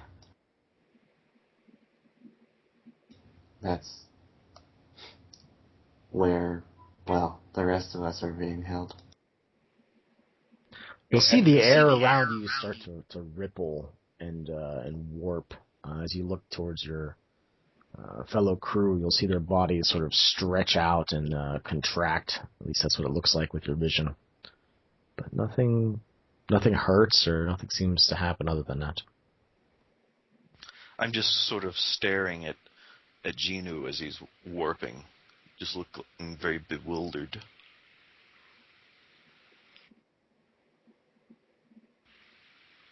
Theo begins running a scan of the gases. Are they flammable?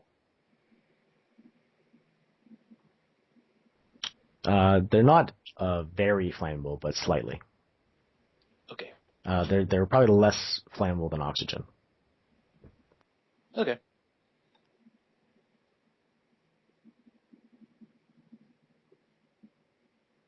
Longbeard just grits his teeth over the stretching. I mean, we've seen this before, so... I haven't, Captain. I am sorry. It's okay, Esteban.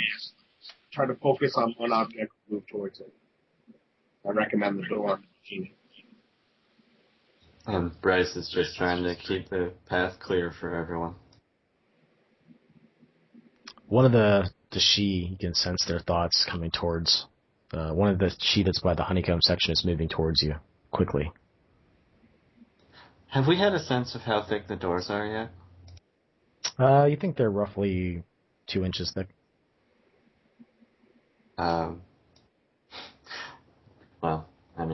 Bryce doesn't know enough about engineering to know whether they're...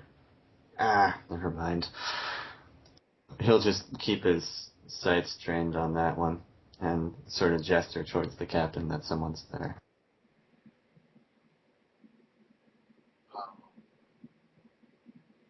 Yeah, I mean, Longbeard gets to the corner where the door is, on the right side of Genu, probably opposite of Theo, and kind of looks back at Bryce and says, well, pop the door whenever you can, Bryce. And he does so, getting ready to pull the trigger at the same time. All right, so in front of you, you'll see this large cylindrical pillar that looks like it's made out of like bloody tissue that's coming from the floor and heading straight up into the surface of the room. There's these other round sort of vats filled with like bubbling purple and green liquid. There's this floating scum on the top of them that ripple with the waves, and there's moisture all around the room. It seems that a lot of the gases are coming from these structures. Behind the pillar from where you are, you get to just a hint of a shadow, as if the Shi is there, and Bryce can confirm it. Behind that sort of blood-like cylindrical pillar, that's where the she is. But the door is open. I think by instinct he'll fire through it. Okay. Let's see here, he's got some cover. Once you have a 5 dice penalty to shoot through the blood column. Okay. So he sort of unloads. What does everyone else do? Theo will wait until the she reveals itself. When it does, he will light it on fire. Okay. Full blast. Sort of preparing. How about Esteban? I get into a defensive position by the doorway, so using it as shelter, but also keeping my rifle at the ready. And Longbeer? From where I was crouched next to Genu, I'm gonna push off with all my might, throwing myself up to the ceiling at the top of the that blood thing. I could grab a hold of it.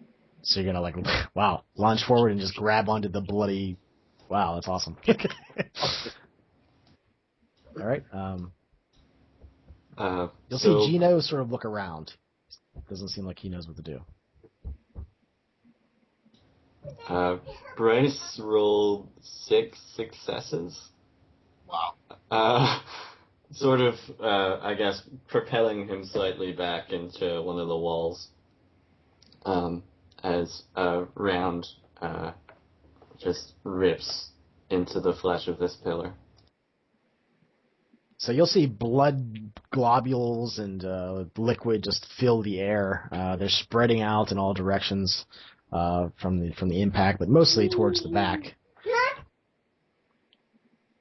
Does it seem that the shot went through and hit the she?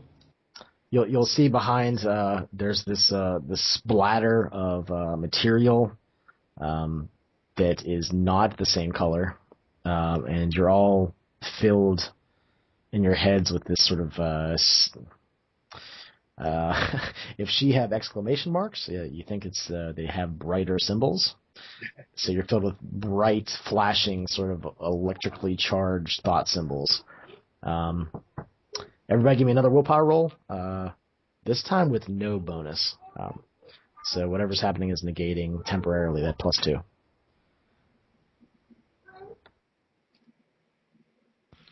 I got 2 successes. That was resolve plus intelligence? Yeah, resolve plus intelligence. I'm sorry, I said willpower. Whoops. Better write that down.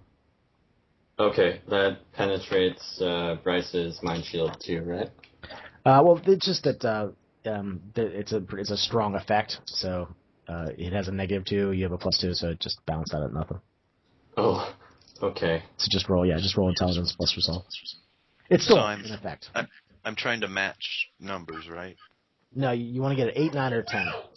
Okay, I rolled 2 8s.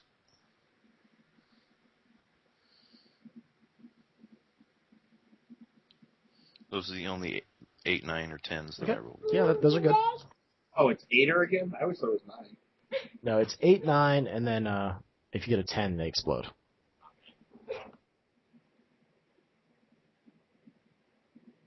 So how'd you guys all roll? So Tim's good. How about John? I got 1. Theo got 2. Yep. If that's just a -2 penalty, then Bryce still got like 6 or 7 here. Successes. No, yeah, that's 6. All right. You'll see an arm fall down to the side of the flesh column, and actually you can see through the flesh column now. Meanwhile, at the top, I'm guessing that Longbeard has sort of splatted into the top of it. And are you going to try to wrench it or damage it somehow? Yeah, I'm just going to start ripping and rending, pulling the pieces out. Looks like something that's important to the ship. So. Okay. Let me come up with a number here. You're going to need 13 successes to rip it off the ceiling. So every roll that you make is going to be probably a minute.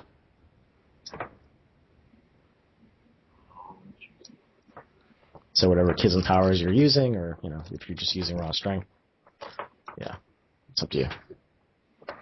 So you just, Can I brawl with that? Or? yeah, strength and brawl, I would think. Yeah, that's probably good.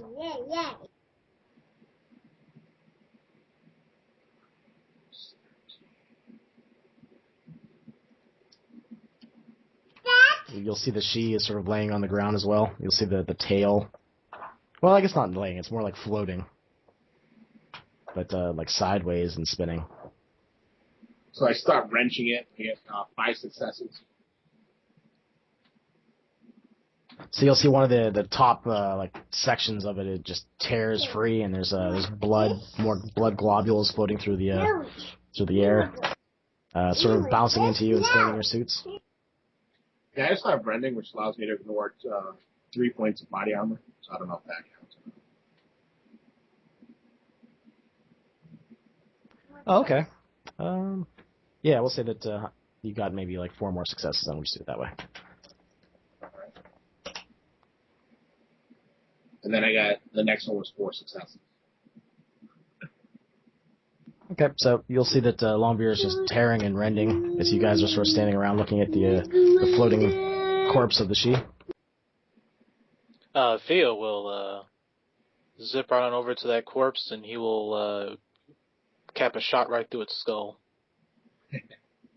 Thanks.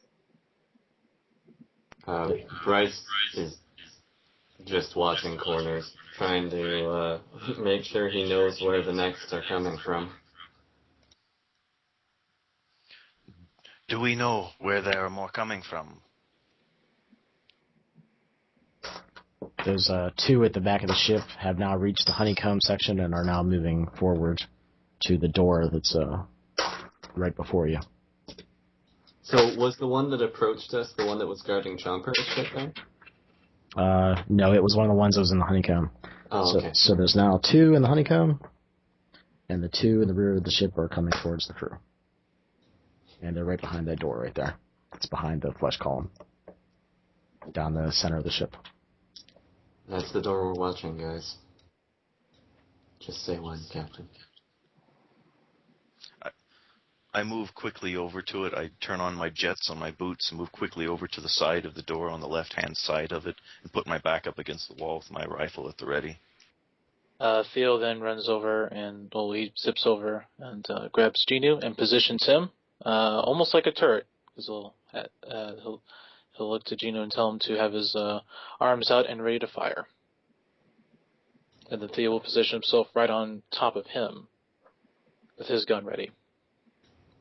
Bryce looks for a nook in the hallway or room that he can sort of brace himself against when he fires so that he has a bit more control with the recoil. Longbeard pulls himself up to the ceiling, bracing in a crouch position, ready to launch down from the ceiling to anything that comes through the door. Yeah, at this point, the air is just is probably like a third filled with these globules that are just floating all over the place, starting to obscure vision.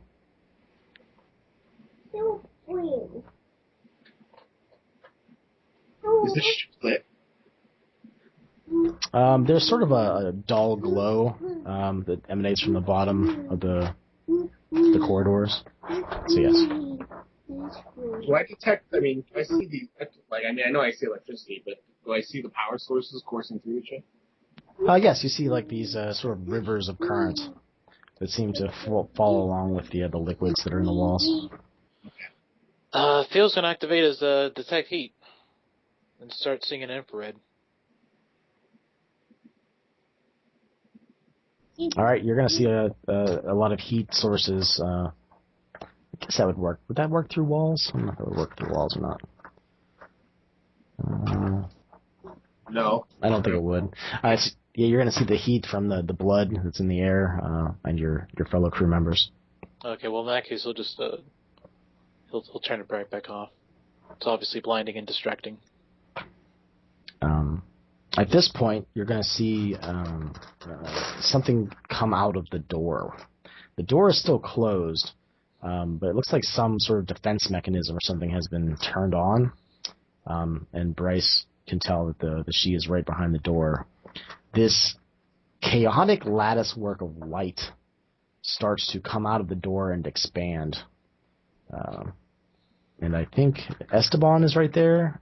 And who else was there? I think Phil. You said that Theo was right there too, as well as Gino. He was. Who's that behind He him? positioned himself like. One of the bats. Yeah, in the back with Gino. Okay. He's facing the door though, or at least at an angle to it. Yeah. So I think the first one that is in the most danger is Esteban. You see these lights coming right towards you out of the door. Would my danger sense and fast reflexes come into play? Yeah, I would say so. Okay, so I can get an extra initiative against. Yeah, so we'll say that you just see it come out of the doorway. What do you do? Okay, I push off again. I bring my feet up and I push off against the wall and I aim my rifle at him and start firing.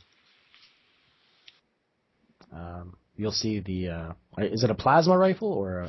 Yeah, the plasma rifle. Okay. You'll see the plasma just flies right through the light. It disturbs it slightly, but not by much, and the damage is being done to the wall behind it. You see that it doesn't seem to do as much damage as if you would just shoot at a regular metal wall, but maybe like half as much damage is done. But it doesn't seem to really affect the light, and it continues to move towards you all. Sort of vibrates. Bryce calls for the door to open. Okay, the doorway opens. You see one of the Shis standing right there. It looks like he's manipulating some controls or touching the wall there on the his left side, your right side. You see the enormous catacomb in the center there, and all the various bodies. You see their legs hanging out. You see headless necks with various vats of liquid draining in and out of them. You see body parts laying alongside of some of these bodies, but they look alive. They don't look pale like a corpse arm. They look like if you just popped it off and somehow it'd still be able to function. It looks like there's various sorts of experiments and things going on. Theo sees that lots of the space has been devoted to Enel and her clones, and he sees various fetuses in various tanks as well in the center of the catacombs. How far away is that sheep from me? Is it exactly 40 feet? We could. It's a pretty small room, so yeah, I would say so. Oh, like from me to where that she is by the control panel. Yeah, he's right there by the front door, so I would say so. Okay. He positions. He kind of braces his legs up against, in like a vice-like fashion up against Ginu. He leans forward with his body outstretched, his hands forward. You see him yelling inside of the suit, but he's not. It's not on the comms, obviously. And you see flame ignite right from his hand, a 40-foot cone rushing towards it. All right, so that's going on. You see Esteban sort of flying backwards. The lattice work is coming towards you. What does Longbeard do? Longbeard is that thing coming through the wall? Is it electrical based? Like, so I'm looking in does it seem like there's electricity involved? Yeah, it is. You think so? I'm gonna reach out and try to drain the energy, the electricity off of that. Awesome. Okay, and that's one of your Kism powers, I believe, correct? Yeah, it's as I'm looking it up right now. Drain power. Okay. You can move energy from electrical devices just like it says bots get a saving throw, but nothing else. Otherwise, I just remove it. All right, you'll see. Well, why don't you describe it? How does it dissipate? All right. So as I kind of leap forward, I begin to just draw in the electrical energy. You see sparks of blue lightning kind of leap out from the lattice work into my body. And then as I hit it, it kind of bends with my body and then just kind of just disperses, exploding electricity everywhere as I fly into the room, I guess, next to the thing. Or hit the ground, really. Okay, so there's flames. You'll see that Sally picks up her Spassky and fires as well. Seems like she hits into the leg of him. Is Bryce doing anything? Yeah, as soon as he sees the one manipulating the control panel, he starts to think that it might just know what it's doing. And he uses past thoughts on it. Oh man. You think that there are similar defense mechanisms inside of the honeycomb structure. And you know how to use them. You just have to get to these controls. Alright, well I guess this next round that's going to be doing that. Alright, so how much damage is done by the flames there? Phil? It says on here, it says 8, I think. Yeah, let me look at it real quick. Yeah, it says, let's see. All those that fail a saving throw take 8 lethal, and those that save take 4. Okay, I'll roll some dice here. All right, he's Crispy Critters. So why don't you describe how the flames do their intended damage? The flames move a little bit differently in this atmosphere.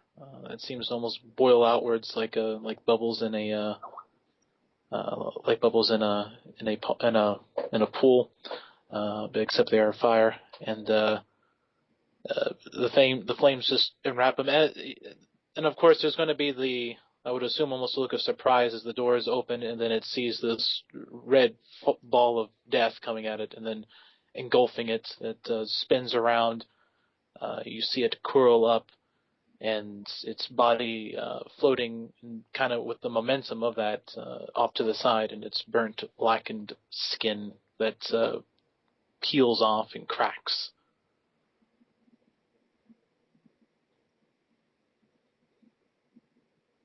Yeah, and like I said, Sally hit it once as well. Longbeer's in the doorway. He just launched himself there. All right. We should probably do initiative now. There's more stuff going on. Initiative is you roll 1d10, and then you add Dex as a modifier. So if you have 2, you would add a +2, and then add Composure the same way. And then just tell me what your totals are. So it's Dex plus Composure? Yeah, so it's 1d10 plus Dex as a number plus Composure as a number. Okay, gotcha.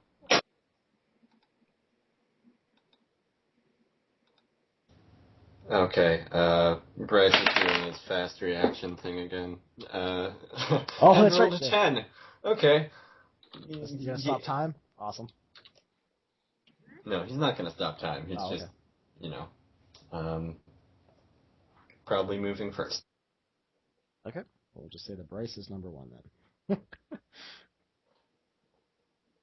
I got a 14. Okay.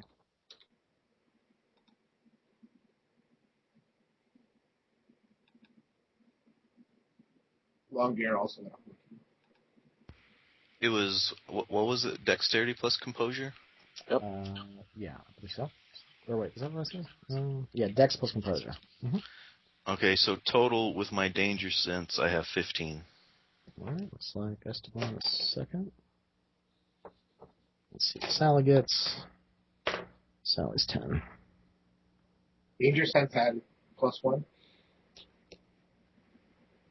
+2, you gain +2 modifier on reflex, wits, and composure rolls. You gain. I actually have a 16. 6, okay. Alright, so longer is 16 now. What? I know how to play my guy, really. Yeah. In okay. case the she have higher, Bryce has 29. Okay. No, they don't. Bryce is a fast MFer. Apparently, if you could stop time, you can go first. Alright, so let's see here. You killed 2 of them. Just trying to figure out. Actually, no, it's fast reflexes, not danger sense. Oh, okay. So, I have a 14. I hate that game. It says you gain a +2 modifier on reflex, wits, plus composure rolls for your character to detect an impending ambush. So that's not for... Okay, so longer is after Esteban. Yeah. Right. Let's see what these guys got here. All right.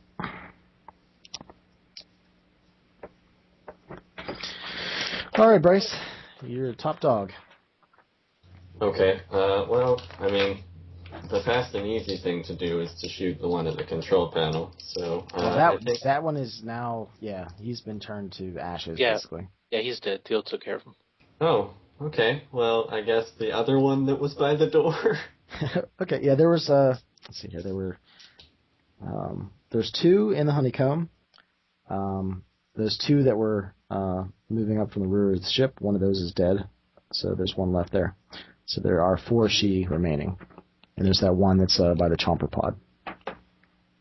Are there any that would be in a position to protect the control panel if I were to move to it and start doing things with it? There's one that's standing pretty close to the doorway. Yeah. Okay. Well, I think that Bryce is going to get rid of that one. Okay. Let's see here. You're gonna need you're gonna have a 3 dice penalty to shoot him. Okay. Just a moment.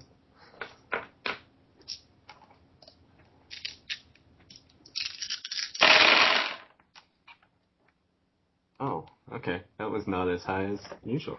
3 successes. Okay. I'll keep track of that. And I think that he'll use his movement to go over to the panel. And did his past thoughts give him any sense as to the nature of those pillars? You think that the pillar is the main conduit of energy through the ship. And you think that the bats are both a form of entertainment, as well as they produce oxygen. Or not oxygen, but the gases that they breathe. Oh, okay. And does he know if there's any way to shut those down from the control panel? Why don't you roll intelligence again, see if you understood the thought symbols. Okay, absolutely.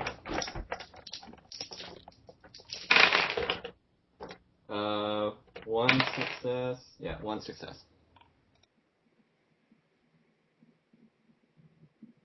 So yes, you know how to turn them off. He'll burn action without thought, so he has another, I guess, standard action, and do that on the control panel that he just moved next to. Okay, you'll see the bubbling cauldrons of scum-laden liquid. Stop bubbling. Stop frothing. Lovely. All right, Esteban, you're next. Okay, so he's flying backwards through the air. So he sort of, with his momentum, he does like a somersault in midair, and he activates his thrusters so that he stabilizes. And then as soon as he does that, he fires his plasma rifle at the Shi that's by the door. All right, that was the one that Bryce shot into. So go ahead and roll. Same thing, 3 dice penalty for their armor, their defense. What do I roll with? Is it? It should be firearms and dexterity, I believe. Oh, okay. And it's -3 dice? Mm-hmm. Yeah, so... You also have the equipment bonus from your weapon. Oh, yeah, that's true. What is that? Do you know? It would be in the thread. I'd have to look I at have the page open here. Just a moment. There's the Ganjin plasma, 6. right? Yeah, 6. Yeah, Okay, so plasma rifles are not to be messed with. Okay. So that's... And you have to roll over 8? Yeah, you roll the dice, and 8, 9s, or 10s are successes. And if you roll any 10s, they blow up, you roll them again. Okay, so I rolled a 10, so let me roll that one again. I rolled a 9. So a 9 and a 10. Okay, so that's 2 successes. And that would be... Okay. He's wounded, but he's still kicking. Then it goes to Longbeer.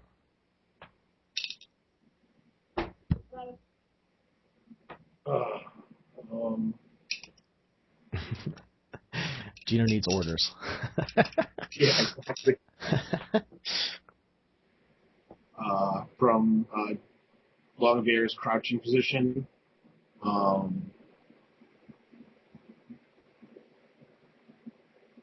Yeah, he's gonna just leap up to the ceiling right above one of the nearest sheet. Okay, that's the one that's been shot at twice. Wounded twice. And then I don't know if that is my full turn. Oh, no. Yeah, that's fine. What else do you want to do? Oh, once I hit the ceiling above him, I'm just going to shoot straight down on top of him. Trying to slam and myself through the floor. Okay, why don't you take a 3 dice penalty? Why don't you roll like strength and a brawl or athletics, whichever you prefer, something like that. I think it's athletics. 3 dice.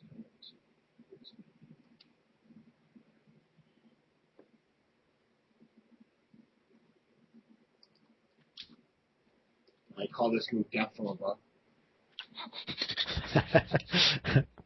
6 successes. 6 successes. Okay, have complete narrative control, and tell me what happens. So Longbeard launches himself to the ceiling, he hits, and then immediately just launches himself straight down on top of the wounded Shi. The two of them slam into the ground with almost ground-shaking force, except that the ground's kind of soft. But there's an odd squishing, popping sound as the creature just splits open like a watermelon. Gray ooze just gushing out, arms popping off their sockets. And, and then Longbeard just kind of stands up and wipes the goo off his body.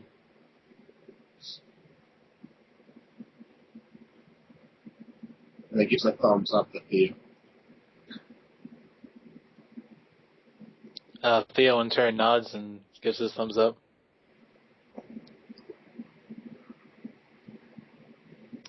Alright, so that was Longbeard. Theo, you're going simultaneously with a Shi. Alright, so everyone's going to have to give me a intelligence plus resolve roll. They do get the +2 bonus, though. +2 dice. As it seems to be trying to project something out.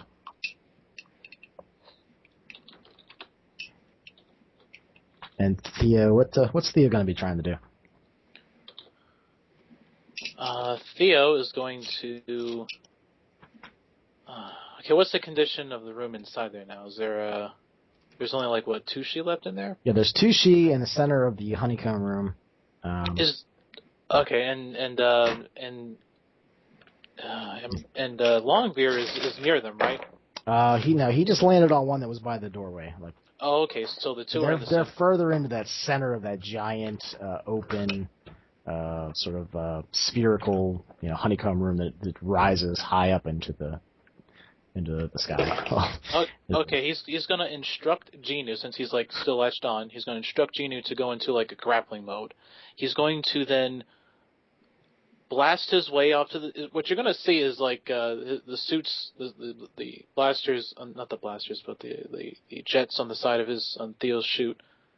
He will grab Genu and then and kind of move him sideways, and then stop in front of the door, and then rush forward with Genu in front in grappling mode. He's gonna just ram Genu into the 2 Shi and have him grapple them. Okay, I'll let you do it against one, but that's pretty awesome. So you're basically flying into the room. Okay, that sounds fun. Okay. I got 4 successes against that. Okay, you are mentally capable of doing that then. How about Tim? Were you able to resist the mental bombardment? I rolled an 8, 9, and a 10. Okay, so yes. How about Longbeard? I got 3 successes. Okay, and I'm sure it's yes, but Bryce?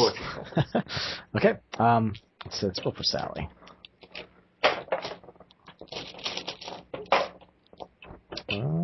Sally did not succeed. You're going to see the inside of Sally's mask sort of get covered in blood, and she'll just start floating limply. Is her thought pattern quiet? Yes, she's dead. Oh my god. There's none of her blood is coming out because it's all sealed up in the EV suit. Well, we have a spare.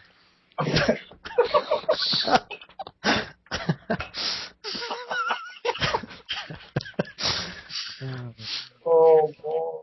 Okay, so that happened simultaneously. Okay, so Sophia's pushing forward. I'll roll a bunch of dice for Gino here. Try to grapple. -3.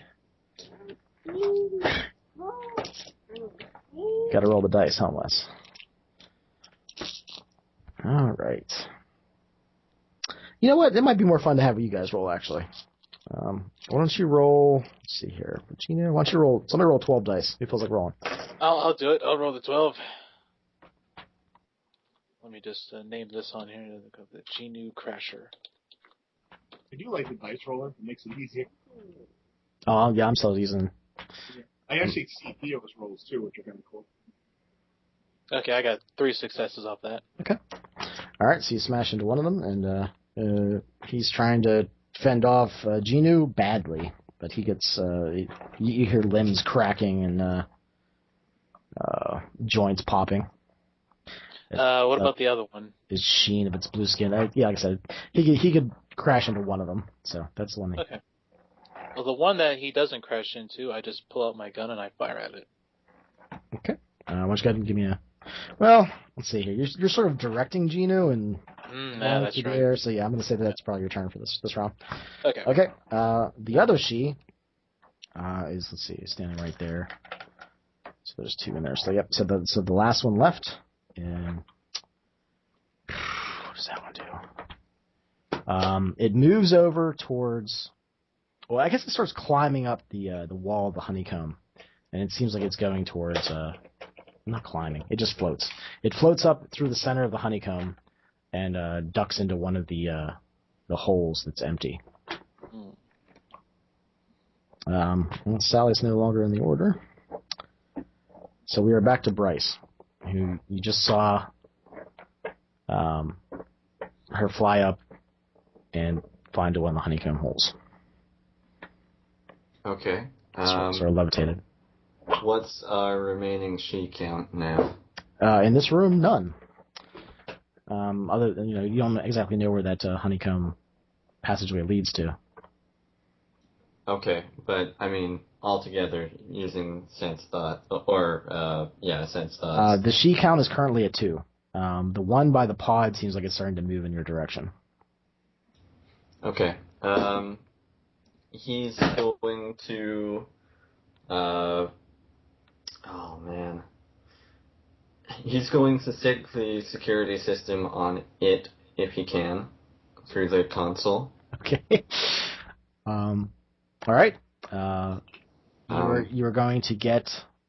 I'm assuming you're using telepathy for a lot of different things, but we'll just say because of the she environment, you're getting things that you aren't doing yourself. It seems very conducive towards telepathy, but you get a very surprised, sort of painful, sort of screaming thought patterns.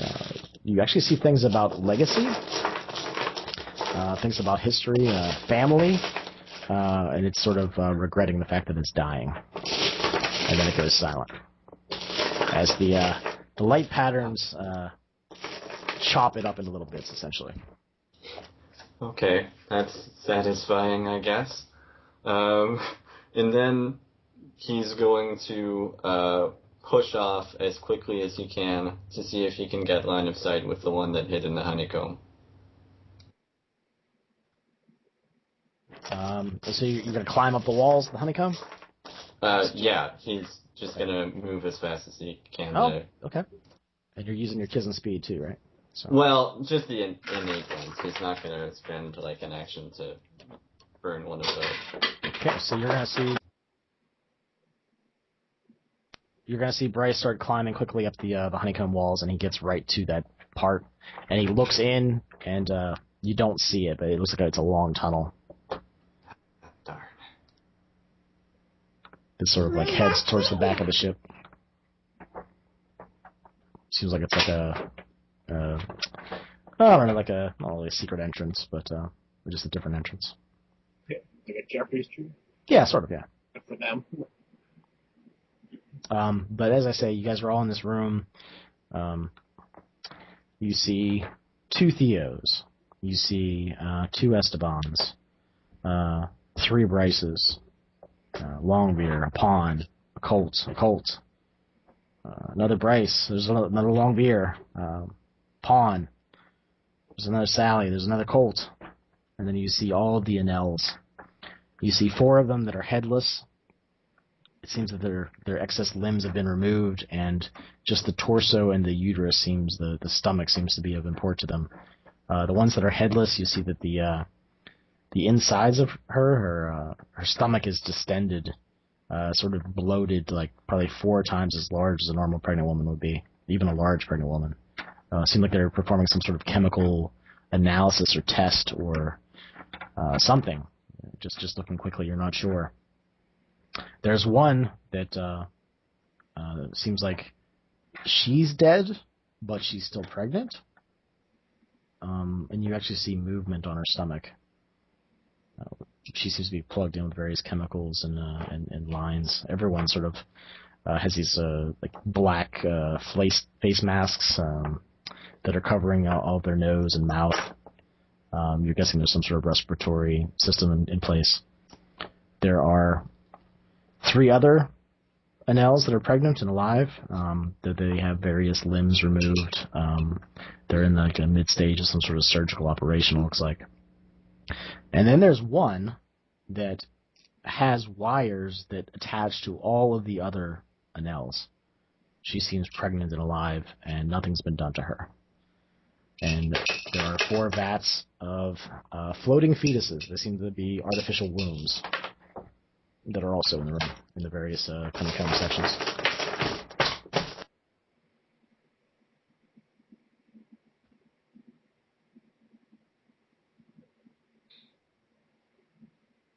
Theo begins to make his way to the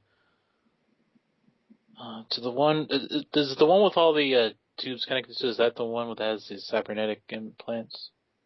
Yes, you're correct. Oh, he found the original. He gets right over to her.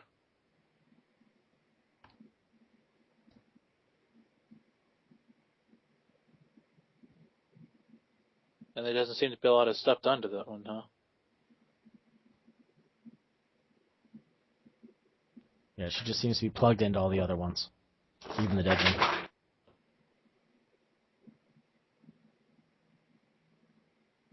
Hey, Bryce. Bryce is up by the entrance of this honeycomb thing, and it looks like he's about to head in towards, well, giving chase. Esteban, he activates his thrusters on his boots, and he flies into the room, and very deftly he moves his feet so that in the opposite direction, so that he slows his movement, and he also flies over towards that alien Jeffries tube, like he's going to go in as well. Okay. Bryce, get down here, please. Bryce hesitates and then turns back towards Theo. What is it? He's just really sounding extremely cold right now. He'll jet right up to you and kind of grab your shoulders a little bit, and then he'll look at you. There's one left, Theo. I'll get him. And then Esteban moves into the tunnel and activates his thrusters. Let Esteban take care of that. We're going to need your skills here now to help save as many as we can. Right. I'm sorry. He pushes off towards the command console that he had been at before.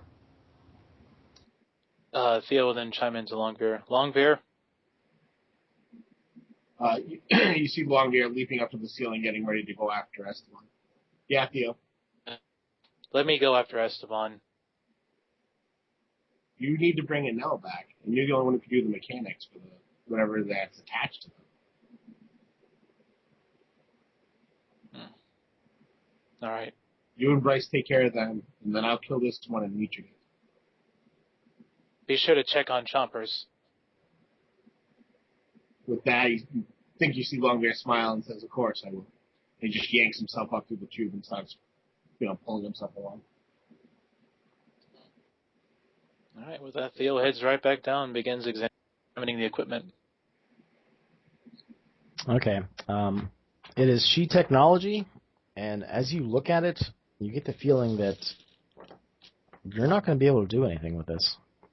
There's no knobs. There's no interfaces. Nothing. Like the rest of the ship.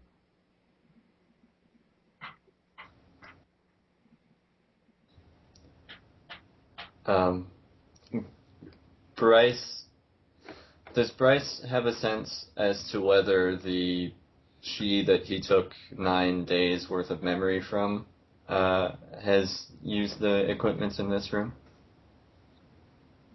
How about you roll 1d10, and we'll do like a flip of a coin. 6 or 10, yes. Alright, let's see. 5. No, I guess not. Nope. But you do know some Shi words, and you do have telepathy.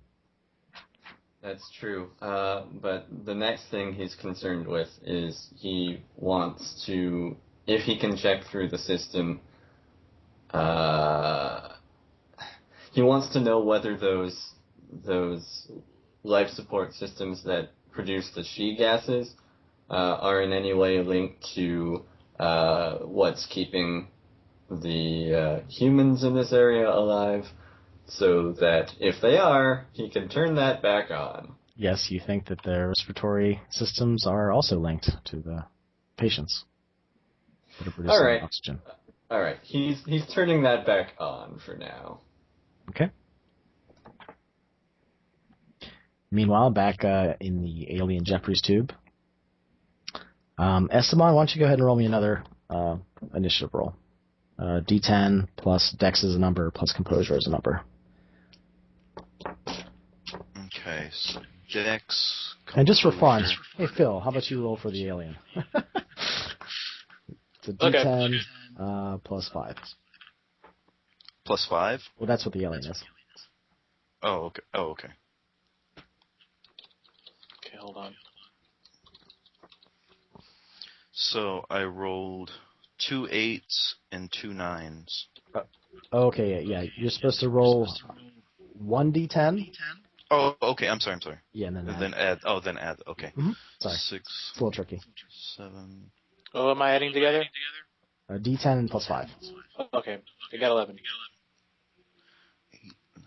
8 plus 7. So that's 15. Okay. So you're a little bit quicker than him. He's floating down the tube, but you manage to catch the sight of him. I don't know what your intent is, what you're trying to do. So I have myself positioned so as like I'm laying on the floor, I'm completely flat, and I'm looking straight ahead. I have my rifle positioned to the side of me so that the muzzle is just a couple feet in front of my face, but I have a very extremely low profile, and I just fire it right at him. Okay. He doesn't know you're there, so I'm not going to deduct 3 from your roll. So add in the dice from the gun, dex, and firearms, and tell me how many 8, 9s, and 10s you get. Okay, so I'm still learning this. This is the first time I've actually used anything on my character sheet. Yeah, we don't roll dice a lot. This is probably the most dice we've rolled in a long time. Okay. So I think 2 10s, a 9, and so I need to roll those 10s again? Yeah. Mm-hmm. And did you add in the, was it 8 dice for the gun? Yeah. Okay. So I rolled another 10 and a 9. Okay, roll the 10 again. And I rolled a 3 for that one. Oh, okay. So how many total successes did you get then? That would be 2, 4. That's 4. Okay. So you blast a hole through its tail, up through its lower abdomen, and it comes out its side. Blasts a hole and cracks through the bone-like structure of the Jeffries tube. It turns around and then floats towards you at a quick rate, and some energy source seems to emanate from its hands. Go ahead and make me a willpower roll, but this is at -2. So roll 2... Minus two less dice. For wits? Oh, what is this? What am I rolling? It's the willpower rating on your character sheet. Oh, okay, yeah. Okay, minus 2. I rolled a 7. I rolled a 1-9. Okay, that's it. Let's see here. You are going to take. Let's see here. You take 3 damage as this sort of energy Is it mental energy or what is it? You're not sure. It sort of burns from head to toe and all of your extremities. It's sort of the point of impact. It sort of spreads out like a wave. It's just intense and shearing pain. Well, because I had that Kizzen power that automatically activates when something is approaching me, like something damaging, would that go into effect? Because I don't know if it's mental or not. I would think that if it was out of combat, probably. I mean, you see it coming, you know it. Okay. Yeah, I guess. I mean, you were successful, so. Okay, but it is your turn, so I don't know what you want to do. Okay, so I'm gonna see if that goes ahead and activates. His eyes start glowing with the same pale light as the rift, and then this crackling energy surrounds him, and this field of energy just completely surrounds him as that energy starts coming towards him, and he looks startled for a moment, but then he goes ahead and fires again at the she. Okay, so the energy is sort of like wrapped around you. Yeah. Okay. Give me another attack. This time you're going to have a 3 dice penalty. Okay. So let me roll that again.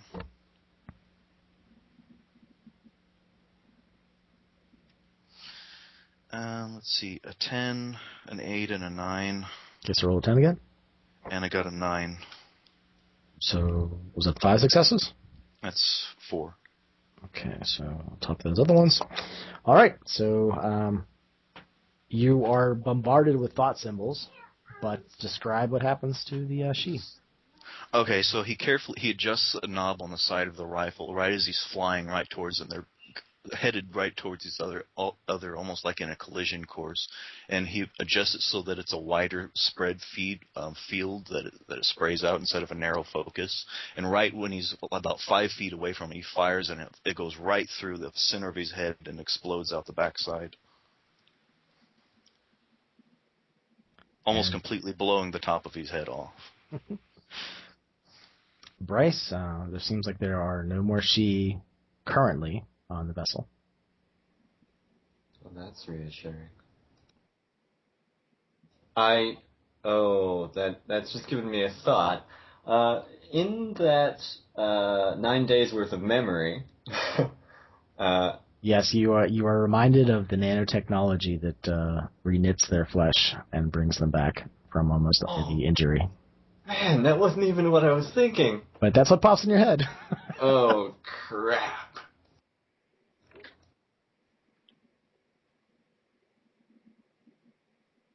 But what were you thinking? I was just wondering whether he has a sense of how many made it away from the destruction of the larger ship. This is the escape vessel. Okay, so there were 6 that made it. Yes. Slightly reassuring. But he's gonna turn to Theo and say, we need to handle this really quickly. This is Esteban. The third one is eliminated. What do you mean handle this quickly? Then we just take care of him? We did, but we had found that nanotechnology in their blood. They could be regenerating God knows how fast. Theo, we'll go over to the one that Gino has been grappling and starts looking at it. You'll see that some of the wounds, especially the one that was first killed, are sealing up. He doesn't look as damaged as it first was. All right, Theo begins grabbing all the bodies, and he will put them out in the hallway, up against the door, outside of the honeycomb. When Gino sees you doing that, it starts to help and starts doing the same thing. Some of the bodies are twitching. As they're all doing that, Theo ignites them again with flame when they're outside. Okay, and that was the same sort of Not the honeycomb room, but the next one over, right? Yeah, the path? it's just right outside, so that none of the flames affect anything on the inside. Okay. Theo has started a mass pyre of she flesh. Theo then looks over at you, Bryce, and says, "You leave that to me. Take all the damn time you need." Bryce smiles, relaxes, focuses on the feeling of heartbeats around him if he's still having that effect that may or may not have been from the Triginium. Ever since you had that Triginium poison, you seem to be able to sense the beating of hearts and the flowing of blood around you. Theo's gonna contact Esteban. Esteban, Yes. drag that corpse back down here. We're gonna have a barbecue. Okay, very well. He grabs it by one of its appendages and starts jetting back down. Yeah, you have it by the squishy tail floating device. You've got to slam into Longbeard as he's coming up the Jeffries too.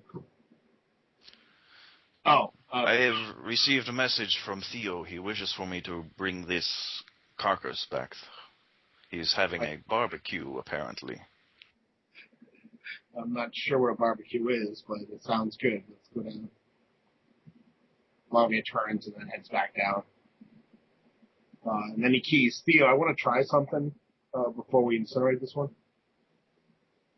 Go ahead. So once Longbeard and Esteban get down kind of into that main room. You'll see Theo just flamethrowing in the other room. Yes, he's burning a pile of ashes at this point, but he's still going. Longbeard just stares. I mean, it's such an amazing sight to see just pure fire flowing off of him like that. And he shakes it off, and then when the corpse gets brought into the room, he kind of reaches down.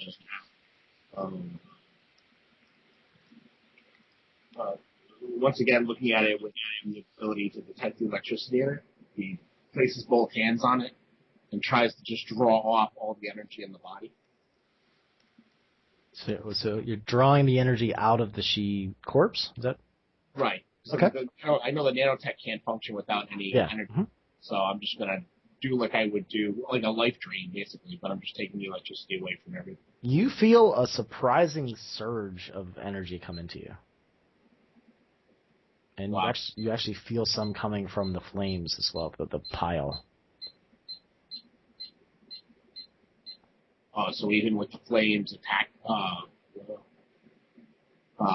I will continue to drain until there's nothing left. You are awash in electrical energy.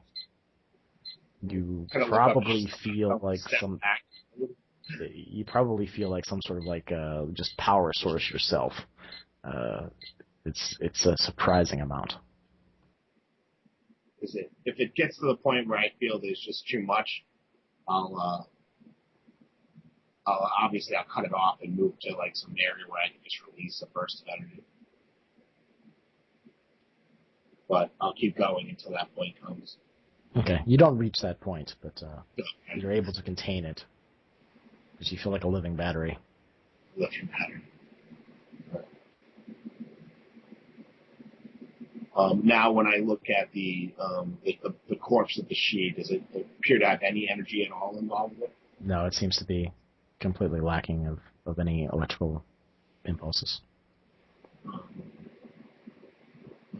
You notice that there's sparks kind of jetting off of Longbeard and blue and green arcs going between his eyes and his hands. And everything he seems to touch, there's a small amount of electricity seems to just flow off of him. He kind of steps away from the corpse and asks Esteban to bring that over to Theo. If you could just bring that to Theo for him to destroy it, that would be good. When Esteban sees you doing this, he just looks kind of startled, and he pushes off backwards, and you see this light in his eyes, similar to the light from the rift, and you see this crackling energy surround him like a shell. And he's just looking startled and surprised. And he starts grabbing the helmet of his suit. It's like, what is happening? You're fine, Esteban. Don't take the helmet off. Longbeard looks over at Bryce. He's like, Bryce, he's gonna take his helmet off, and you can see that there's just tons of energy flowing off of Longbeard. He obviously doesn't want to grab or help Esteban. I don't think Bryce is going to do anything about that. I think Bryce is far more concerned with the work at hand and the fact that he knows there's another dead she on the ship. So he actually turns to the captain and literally says, never mind that. There's another dead she over this way. But it's possible that the security system disrupted the nanotechnology in it. I'm sorry, I have to get to work. He turns back and starts examining the structures that are holding and weaving around each of the patients. All right, just to sort of incorporate some of the scientific expertise that you guys have, if anybody puts their mind to it, they can roll, was it science plus intelligence? You're going to need to come up with 30 successes total to figure out a way to transfer the bodies and the tech that's associated with it and be able to reintegrate it with the shuttle so that it's a power source for them so they'll stay alive. Like the fetuses that are outside of the womb, the bodies that are missing various appendages that are sitting beside it, all that stuff. So it is possible, it's just very difficult. And you're going to need Bryce to telepathically tell the machines to do what. All right, and that's, what was that? It was intelligence plus... Intelligence plus, what was it, scientific expertise or science, I think it is. I really should keep just the character sheet out so I can see. I think it's just science, right? Well, I have specialties in chemistry, biology, and physics. Yeah, you can apply all, chemistry and, what was the other one again? Sorry. Biology and physics. Biology. Chemistry and biology would be very, very useful, so I'll let you use both of those specialties. Okay, after that, Theo's just gonna stop the flames because he thinks they're kind of well done at this point, and he'll start thinking about it. He's got 3 ranks in science, so. Yeah, so if you all put your heads together, we'll say that every roll is maybe like an hour of time. Okay, I got 3 successes. So we'll just start totaling these puppies up. Maybe we should determine whether Esteban ever stops screaming and grabbing his head first. Yeah, let's work on that first. Okay. Theo's going to, when he's, I forgot about that, okay. I appreciate how, well you keep to Bryce's word of never mind, but... Okay, never mind. Well, how about we all roll once, we'll see how many successes you get, and then we'll deal with that. Just get that mechanics. Okay. So... 1 for Bryce.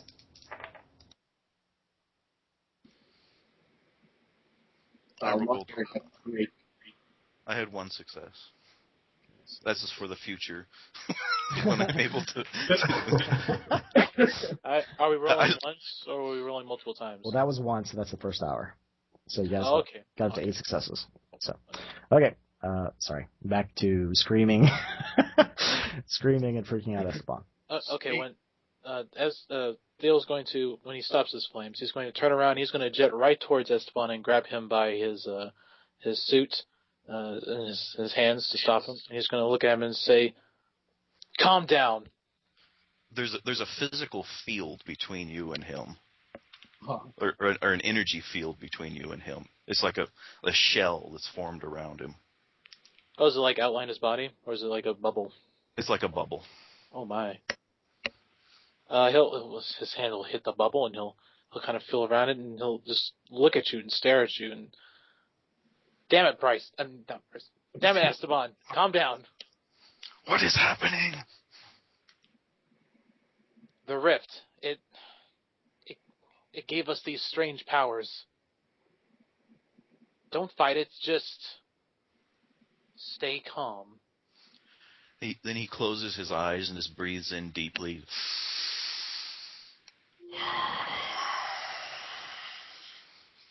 Then That's as it. he calms down, you see the energy field dissipates. Theo's hands kind of rest on your shoulders. That's it. Just keep breathing. I will have to think about this for some time when we get back to the ship. This is unnerving. Don't worry. We'll have plenty of stuff to be unnerved about after all this is done. Yes, this is very true. And Theo turns around. He looks back at the corpses. Have they started to regenerate? They are as done can be. Hell yeah. All right. Theo, the flames don't stop it. I had to actually drain all the power from them, which is an immense amount of power. As he looks down and you can see the electricity on his hands. Well, just take all the credit, why don't you? It's not a credit thing, Theo. To kill them, we have to completely drain all the power from them.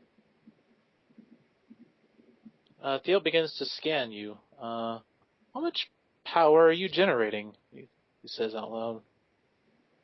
Probably 60k joules. How about we use him as the power source?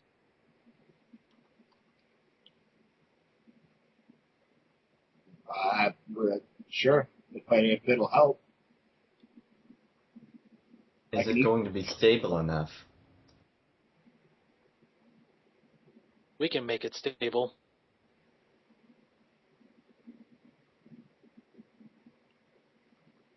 We'll just use the ship's engines as a battery conduit. The shuttle? Mm-hmm. It might work. Don't worry, I'll make it work. It should be used as a secondary power source to flood into the shuttle as well. I'll trust you to do that, Theo. Bryce turns back to the patients and starts the process of removing the orb's tendrils, like he did on the rest of us, just to make sure that their lives aren't contingent on that thing, and that there aren't any fail-safes built into that, or kill switches, or, you know.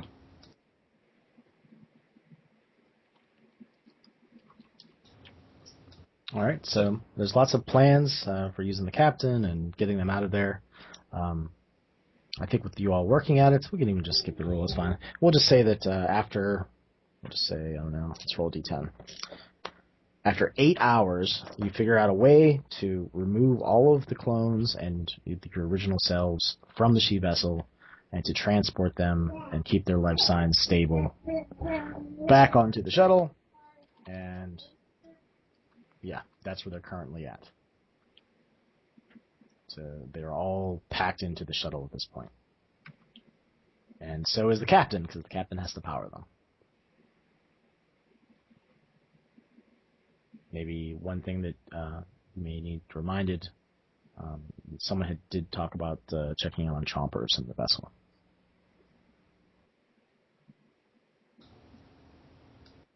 Yeah, that's a pretty good point. Does Bryce have a sense that his thought form is around there? You sense one life form coming from Chomper's vessel. Oh, that means that either Chompers or his kid is... I was muted. Theo's gonna head down there and check on Chompers. Is there still one more she that we need to dispose of? There might be, as I said. I sicked the security system on it, but I'm not sure whether the electric charge or whatever that was headed towards Esteban will have actually neutralized the nanotech. Theo walks up to you, Bryce, and he hands you his data pad. I'm gonna go check on Chompers. Everything's already been set up. If anything happens to me, just hand this to myself. I can come along if you would like. No, they're going to need your help. You're the only other doctor out here at the moment. Apparently there are two other me, and he looks at them contemptuously.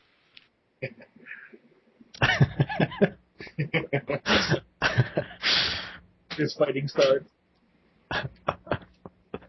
Theoden just jets off. Does Esteban follow? No, he goes and he continues to help with the group. Okay. Bryce, can you point me to where the she is that went down from the streets? Absolutely. Should be about 15 meters that way. Okay. All right. There are a couple of doors in the way, but I can open them now if you'd like. Yeah, please open them, and then I'll head out there to check on that real quick. He does so.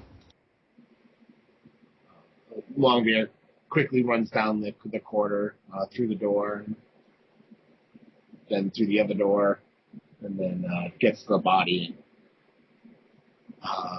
Not even scanning it to see if it's alive or anything, he just immediately begins trying to drain the energy from the body.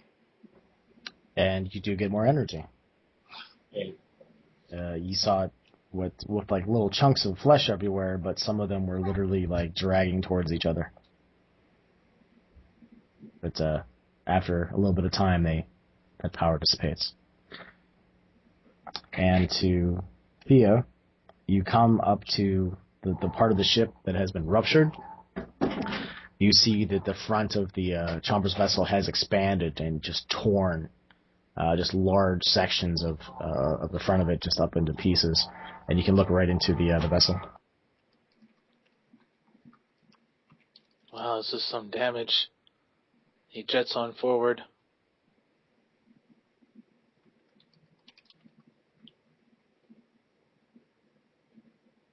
So inside the vessel, you see the similar sights of the Chomper ship. He'll turn on his lights since he knows that it's going to be pretty dim inside of there. He looks about frantically. You'll see that there are she bodies to the left and to the right. They look like they tried to board. They have melee weapons. There's long, sort of silvery, polearm curved implements of warfare that they were using before. They literally look like they've been torn in pieces. You see bite marks. You see tear marks. As you move through the vessel, you count 12 of them. But you haven't found chompers yet. Is the oxygen level in the ship stable enough to be? Yeah. You think you can take off your helmet? All right, he takes it off.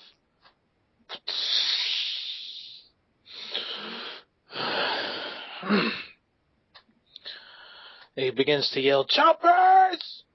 Choppers!"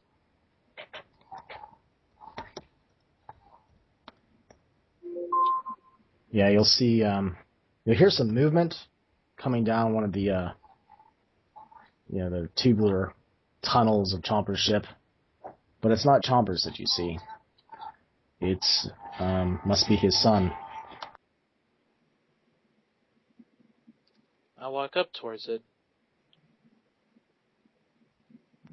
Its legs are moving like a galloping horse down the center of the tunnel. It's holding one of the weapons of the she in its hand. It has cracks and smashed plates and carapace parts just cracked off of it in various locations. He looks like he's not going to die, but he has suffered a lot of damage. And he sort of drops out of the center of the tunnel and sort of tilts his head at you. And lowers the weapon. Yeah, I hold up my hands. It's alright, I'm not an enemy.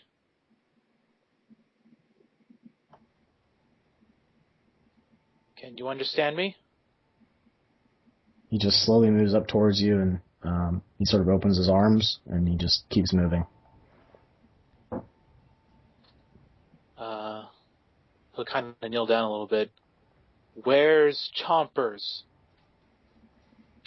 With his left hand, he sort of reaches up and grabs your wrist and starts walking more human-like down the center. And with the other hand, he just points forward. He follows in tow. And lets him guide him. In the hallway, you see 4 more she bodies. These ones are even more damaged than the last ones. And you see 2 Quay legs that are littered on the ground there. Looks like they've been ripped apart and slashed into pieces.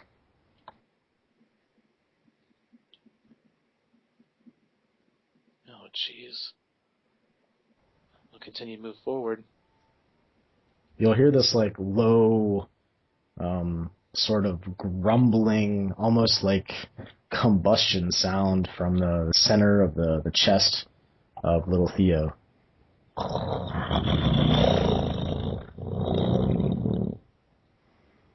And you've never heard Chompers make that noise before.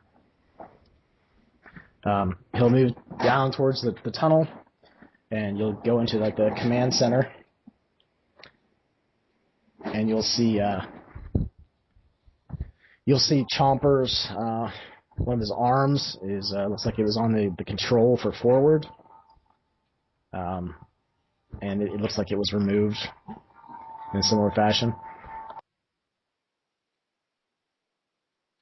In the back of the control area, you'll see this pile of what remains of Chompers, and there's 3 more she that have been killed. They look like they were their bodies are smoldering from the heat that is still emanating from the corpse. He walks right over to Chompers and kneels down. He'll have his hand and he'll touch it as he activates his heat protection. Oh no. That sort of burning combustion sound is deep within the chest of little Theo, which is, he's probably twice the size he was when he left the ship. But he's definitely not to full Quay size yet.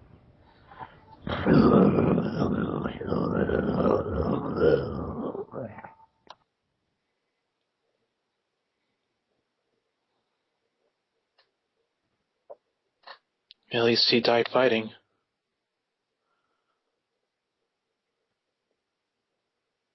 I hope now he can rest well.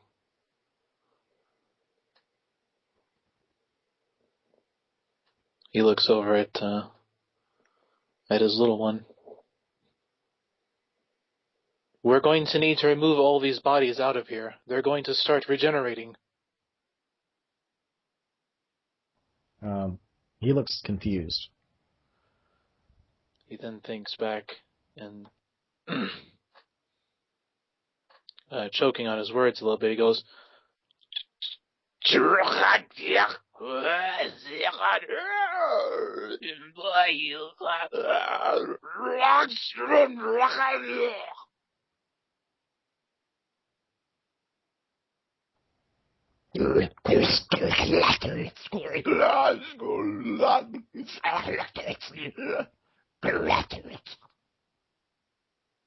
then shakes his head in return.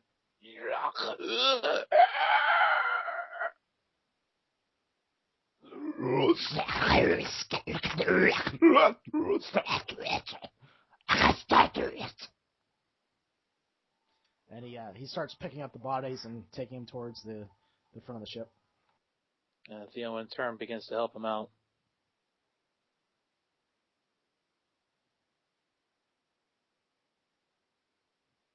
All right, guys, we're running a little bit late today. So we'll say that you guys probably depower the nanobots and the corpses of the she. I thought they already left. They were in the shuttle, packed up, ready to go. We were going to leave it out. Yeah, they're not gonna leave you there, man. See you, bitches. We're out of here. We have 2 more of them. That's disposable, Theo. Yep.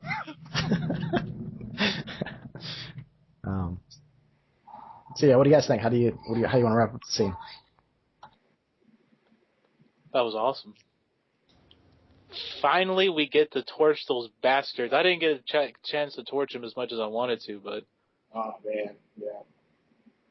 That was great. It was a good feeling. Of course, you know what's going to happen? We're going to find out that this was just like a group of they're teen she, and they Teen they didn't know any better. They were part of a prominent family. This is all big misunderstanding, and we're just all going to feel like dirtbags.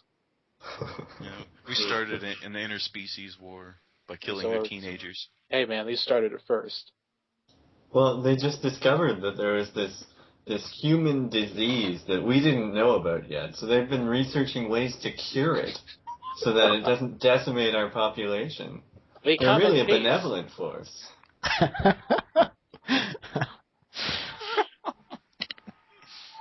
Well, you never know what's in the bellies of the headless and elves.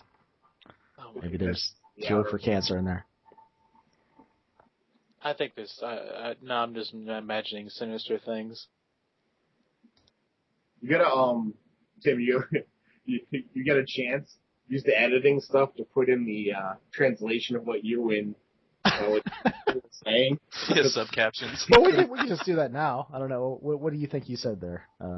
Yeah. Okay, I explained to him that Chopper's death was most honorable, but we should mourn later and evacuate these disgraceful sheep bodies, as they will recoup themselves if we do not hurry. And little Theo probably said something like, "The sooner we get these fucking floaters off of my father's ship, the better." It's probably something that he said. That's lots more fuckings in there. Different flavors of the same word or a family of words, you know. Yeah, they were probably throwing a few F's in there too. I don't even know if that would even have the same consonants in Kuwait. Probably not. Just using the English version of fuck in between there.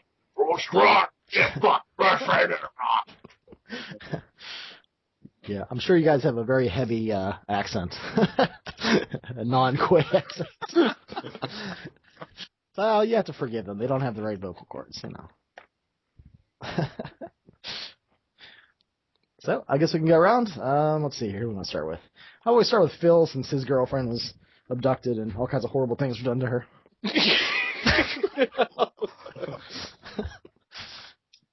Oh my goodness, this is it's gonna be a lot of therapy for her, and hopefully the damage.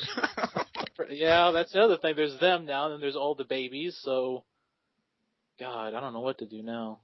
Half she babies. I was kind of expecting that we would only be put in a scenario where we had to take only a few. I didn't think we'd be this successful. Well, with all your she powers, or kissing powers and things, it seemed to work out pretty well. Man, Goodness. I had such morbidity about this throughout the week. I was thinking, oh man, we're going to have to sacrifice ourselves. And I was already thinking of things that he was going to do, to make that happen. Well, I was thinking that these guys are the last ones left. They're probably already a little beat up from the whole thing that Chomper's vessel did to the other ship. I was kind of picturing that he rammed into the fuel source. Just sort of decimated the larger vessel. But yeah, so John can curse me out now. I killed Chompers. But Chompers went down fighting. You bastard. You killed him. You just couldn't let him live, could you? Well, little Theo has his genetic memory, so, you know. Yeah. Choppers went out good. He killed 20 of them? I don't even know. I kept saying numbers. Mostly killed them? They're not experienced. He temporarily removed their lives from them. Man, that's a lot of babies now we'll have to take care of. Yes, Theo is going to have to do lots of criminal activity to pay for all of that, and if some of the Nels leave you and ask for child support, you're doomed. Oh my God. I don't even know how I'm going to maintain that relationship, because there's only one. The originals are going to stay together. Well, you have a bunch of headless Nels. They won't talk to you, so Oh that's my good. gosh, that's even worse. That is even worse. That is way worse, man. And if they all get put back together again, there's going to be a lot of There's not enough Theos to go around. There's only 2 cloned Theos, and then the original Theo and then the original Nell. They're going to be together. Then they got the other ones. Man. And you know Nell, I'm sure she'll be perfectly fine with being told which Theo she should be with, you know. Oh, boy. Oh, man. Theo's going to be bruised. I think the Nell's going to start fighting with each other is what's going to happen. Well, we'll cross that bridge when we get there. Oh, geez. I don't want to cross that bridge. They're all going to move off to some little asteroid and start a love colony. Oh, boy. Yeah. You could plan a Theo and an Nell colony. They'll be all inbred. Hi there, Paul. Well, shucks, Paul. He got 2 teeth. That's one more than we got. Move us right in with the space on me. Well, Jebediah, it's going to be a good one here. We got some new breeding people heading on in. Them seems like nice folk, but them women that they brought all look the same, and they're mighty rowdy. I think Tim said he had to get going, so do you have any final thoughts, Tim? No, I mean, I'm just thinking Esteban he's sitting in the shuttle as they're moving away from the wreckage of the crafts, with the light being bathed by the light of the rift, and he's sitting there with his hand on the forehead of one of the Estebans, just looking at the rift. Well, that's a threatening scene.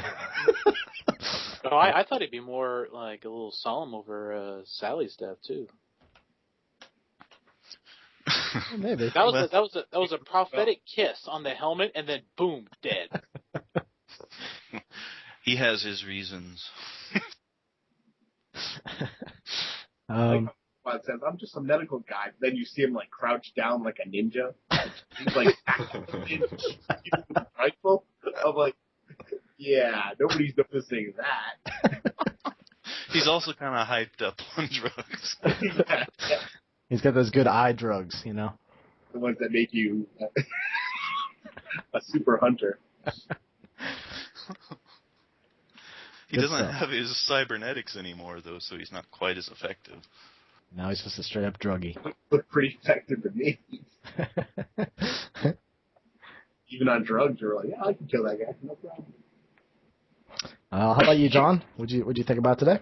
Any other thoughts? I was extremely satisfied to finally get to friggin' crush one of these she. Things have been bugging the hell out of me since they used them. For 23 sessions now? 23 sessions. Not only actually like experiment with the Kaizen powers and just let loose with everything, which is kind of cool because we really haven't done that yet.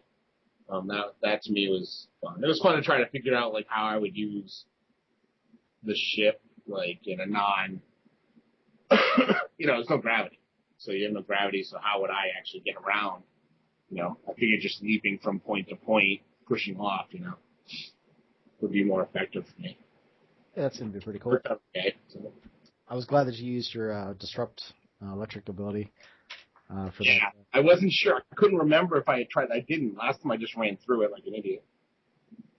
Because I was just like overwhelmed and mad. I just wanted to crush them.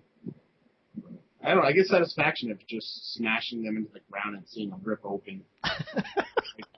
It's just something makes me happy with that. Kind of cathartic. Yeah. I was picturing that the movie Cube when there's like laser beams are coming out and like cutting people into chunks of flesh, and that's what it was. Basically. Oh boy! So I was thinking Resident Evil. Do you remember that where that thing packed people? They were in the bottom part of Resident Evil. I don't know where they were. Yeah, I think it's just very similar. Mm-hmm. Yeah, chopped the guy in a little cube. So I was like, oh, that's gross. Well, it was nice. I finally figured out how to use this website, the Dice Roller. That's funny. I was sitting there with my app on my phone trying to add and subtract dice. And now I figured out how to use this. It'll be much easier. Yeah, it's really easy. If we roll dice again. Yeah. Hey, it's okay. I'll keep throwing up the links every session. Time you roll, he gets 10 cents. Gotta make sure you get your kickback. All right. How about Alex? Any thoughts about today? Yeah, lots of dice pools. It's there are going to be so many consequences at this point because now we have to store on the Okina. Store is probably not the right word because they're human beings, but accommodate. How many? There's a bunch. I made more sure than to enough. jot them all down. So. There's 36. 36 in total. That's including some of them. Yeah, that was including some of you guys too. So. Yeah. Oh, that's true. Which of them are the prime, though? Oh boy. It's gonna be a madhouse. Here comes Captain Eugenics. Watch out. All of a sudden, we just see John. We just see Longbeard just hunched over, going, "Find the prime. Which one's the prime?" What is the Captain's orders, Theo. Burn those bodies over there. What? defect? Yeah, They're infected, Theo. Just burn them. Look just like So, all things considered, that went surprisingly smoothly. Yeah, I was kind of thinking like, hey, I've been pretty kind of tough on you guys. I was like, I'm gonna make this, I think, like a surprisingly easy cakewalk. Like you probably had it built up in your heads, like, you have to face this giant she vessel and hundreds of she on this thing. It's like, how about just like an escape medical frigate? That's kind of what I was thinking. man, I kept picturing this most badass comic book scenes and stuff. We're all in our action poses. We're like fighting the sheer, just like, you cannot defeat us, you pathetic worms. And then it's like, nope, not that at all. I just walked in like the A-team. Well, you guys had great ideas too. Like I said, he disrupted the laser beam thing, and Bryce was taking control of stuff, and he understood chi and telepathy, which is their system. So it's like, yeah, that makes sense. So I just rolled with it. Mm-hmm. I used Genu as a sort of pre-Gundam. if I could just wear here. Well, I finally used my Kizun powers. It'll be interesting to see if the other two have Kizun powers as well.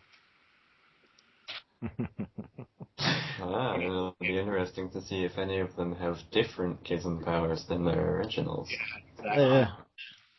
That would be super complicated. Yeah, that would be a lot of work for me, so I'm going to say no. Oh man. Alright, that's good. There's 3 Theos, that means there's 3 times the flamethrowers, baby. We can each take a hallway and then just torch the damn thing, and then have our heat powers to protect each other from the flames. Ha ha! Yeah, and who knows what the she did to them, so. God. That'll be next time. Next time on Wars. What the hell did the she do? Extended bellies. So what do they have growing in there? Yeah. And then a few sessions later, it's going to be baby's daddy and like lots of creds. Yeah, I was thinking about your child support problem, and Oh, boy. I mean, really, there is an argument to be made for just forwarding the bill to an address on Sayal, and having the she foot it, because it's pretty much their fault that these duplicates were born or created. If Hizuki Masa is somewhere, you can send a bill to him. Hey, buddy, this is your 3D printing machine, so you owe all this child support, not me. We'll just clone him and be like, hey man, you owe us. Yeah, we'll see whether that face in Genu is, capable of footing the bill. Was there the other 2 captains on the vessel? I don't remember you saying. Oh, yeah. You guys looked for them and you didn't see them. Oh, really? So Kazuku and Captain Ying weren't in the clones. Oh, they weren't? No, they weren't. Oh my. Oh, jeez. So you're probably guessing either they were on the bigger she vessel or they're somewhere else. Okay, Were next there session. What's that? Alex? Oh, were there thought forms connected to the orb thing? I think, did we say that? I can't remember. I don't think we ever figured that out. You just had a bunch of brainwave patterns. Ah, okay. But, yeah, so Kazuko gave you guys a warning, and you're, So there's more bodies than there are brainwave patterns attached to the orb. So there's more people, so there might be another orb somewhere. maybe. Gosh, that's weird. I Now skip- it's gonna be like Star Trek 2, except it's gonna be Wars 2, the search for the captains. Maybe you'll find them on some She circus vessel or something. Yeah, they're with the Amish. Come, watch these pathetic creatures perform live. Watch Thought them do symbols. nothing. Thought symbols just parade around all the She are looking at them in these little glass cubes as they go about their daily business. They must consume food through their primitive orifice. It's like a resounding... Watch how they must deactivate for 8 hours every day. Gasp! Watch, you cut one in half and he doesn't grow back together. How simply barbaric of them. Well, I gotta go. Okay, Tim. Thanks for showing up, man. Thanks for playing. It was fun. I did do it. See ya, man. Take it easy. Bye. All right, Mighty Hunter.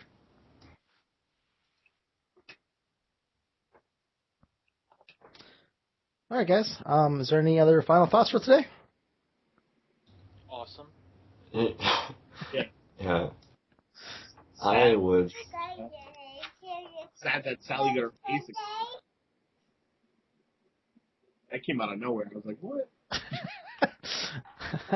It's the patented the She popping mental ability, brain popping, whatever. Right. I'm glad they didn't have too many more of those go off. That could have been a problem.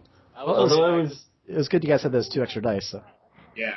I was ready to pop that luck of the gods if things didn't go awry. I was like, oh, luck of the gods! Roll 2 more times. Let's do this. Oh, Bryce's mind shield is absurd. His personal one, because at this point it's scaled up, so it's like plus 11 dice. Oh my! Yeah, they don't mess with Bryce. Bryce messes with them. I forgot throughout the whole thing that I could like add to people's like rolls. I wasn't thinking.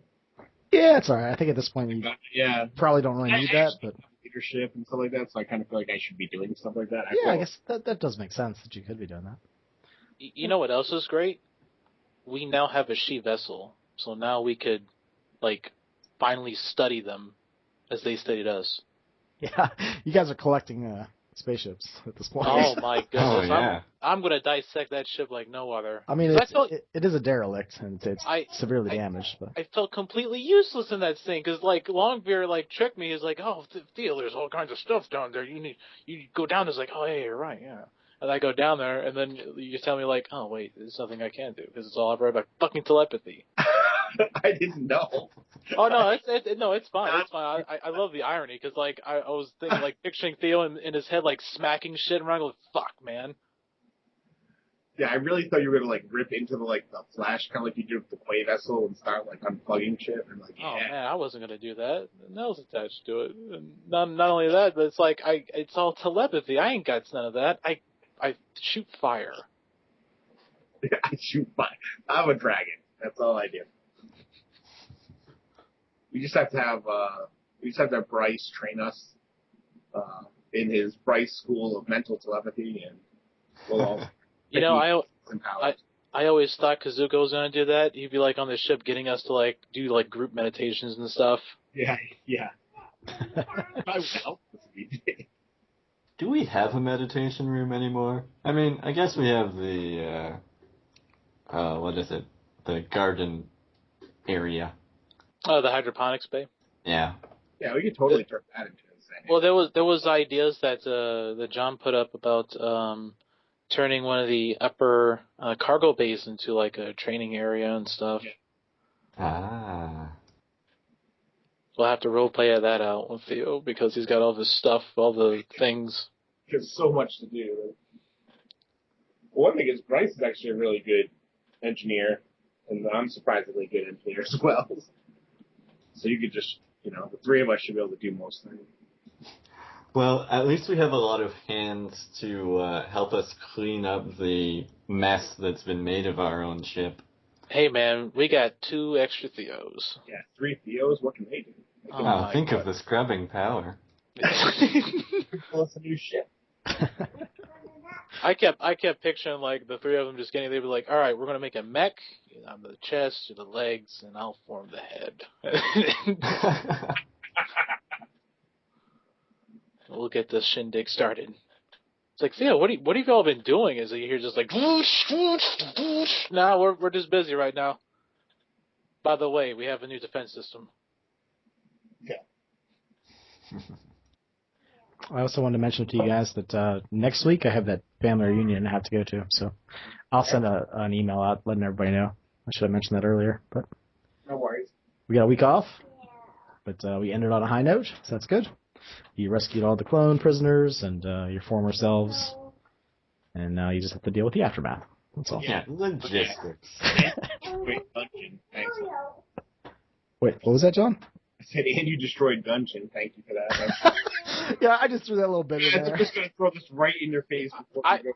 I was just sitting there thinking to myself, going, "Jeez, right now, like drop it, jeez." I was about to tell the computer to shut its mouth. Just shut up, computer. Just shut up. Yeah, I mean, Well, it was just trying to get him fired up, right? Because you saw the she's fault. Yeah, exactly. That's what I did. I used that fury to crush the sheet. You got the brunt of it. So now there's this strange possible Earther plus Nobot plus She Alliance. Oh God. Why anyone would ever the NWOD or the sheet? Well, yeah, it's like the She, it's like a game of cosmic baseball. The She threw them, and then the Earthers. That means we have a Maverick, Quay, Gungeon. Yeah, if there's any surviving Gungeon out there in the in space. That's the winning alliance.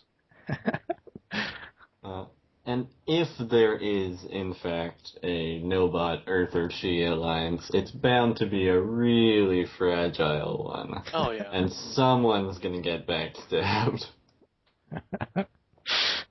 Maybe Jylan Wraith's behind it all. Oh, no more, man. I know he's coming back at some point. I've been thinking, like, Jylan Wraith, that bastard, he's coming back. Well, Jylan Wraith, he's the new governor of Mars, renamed. You know?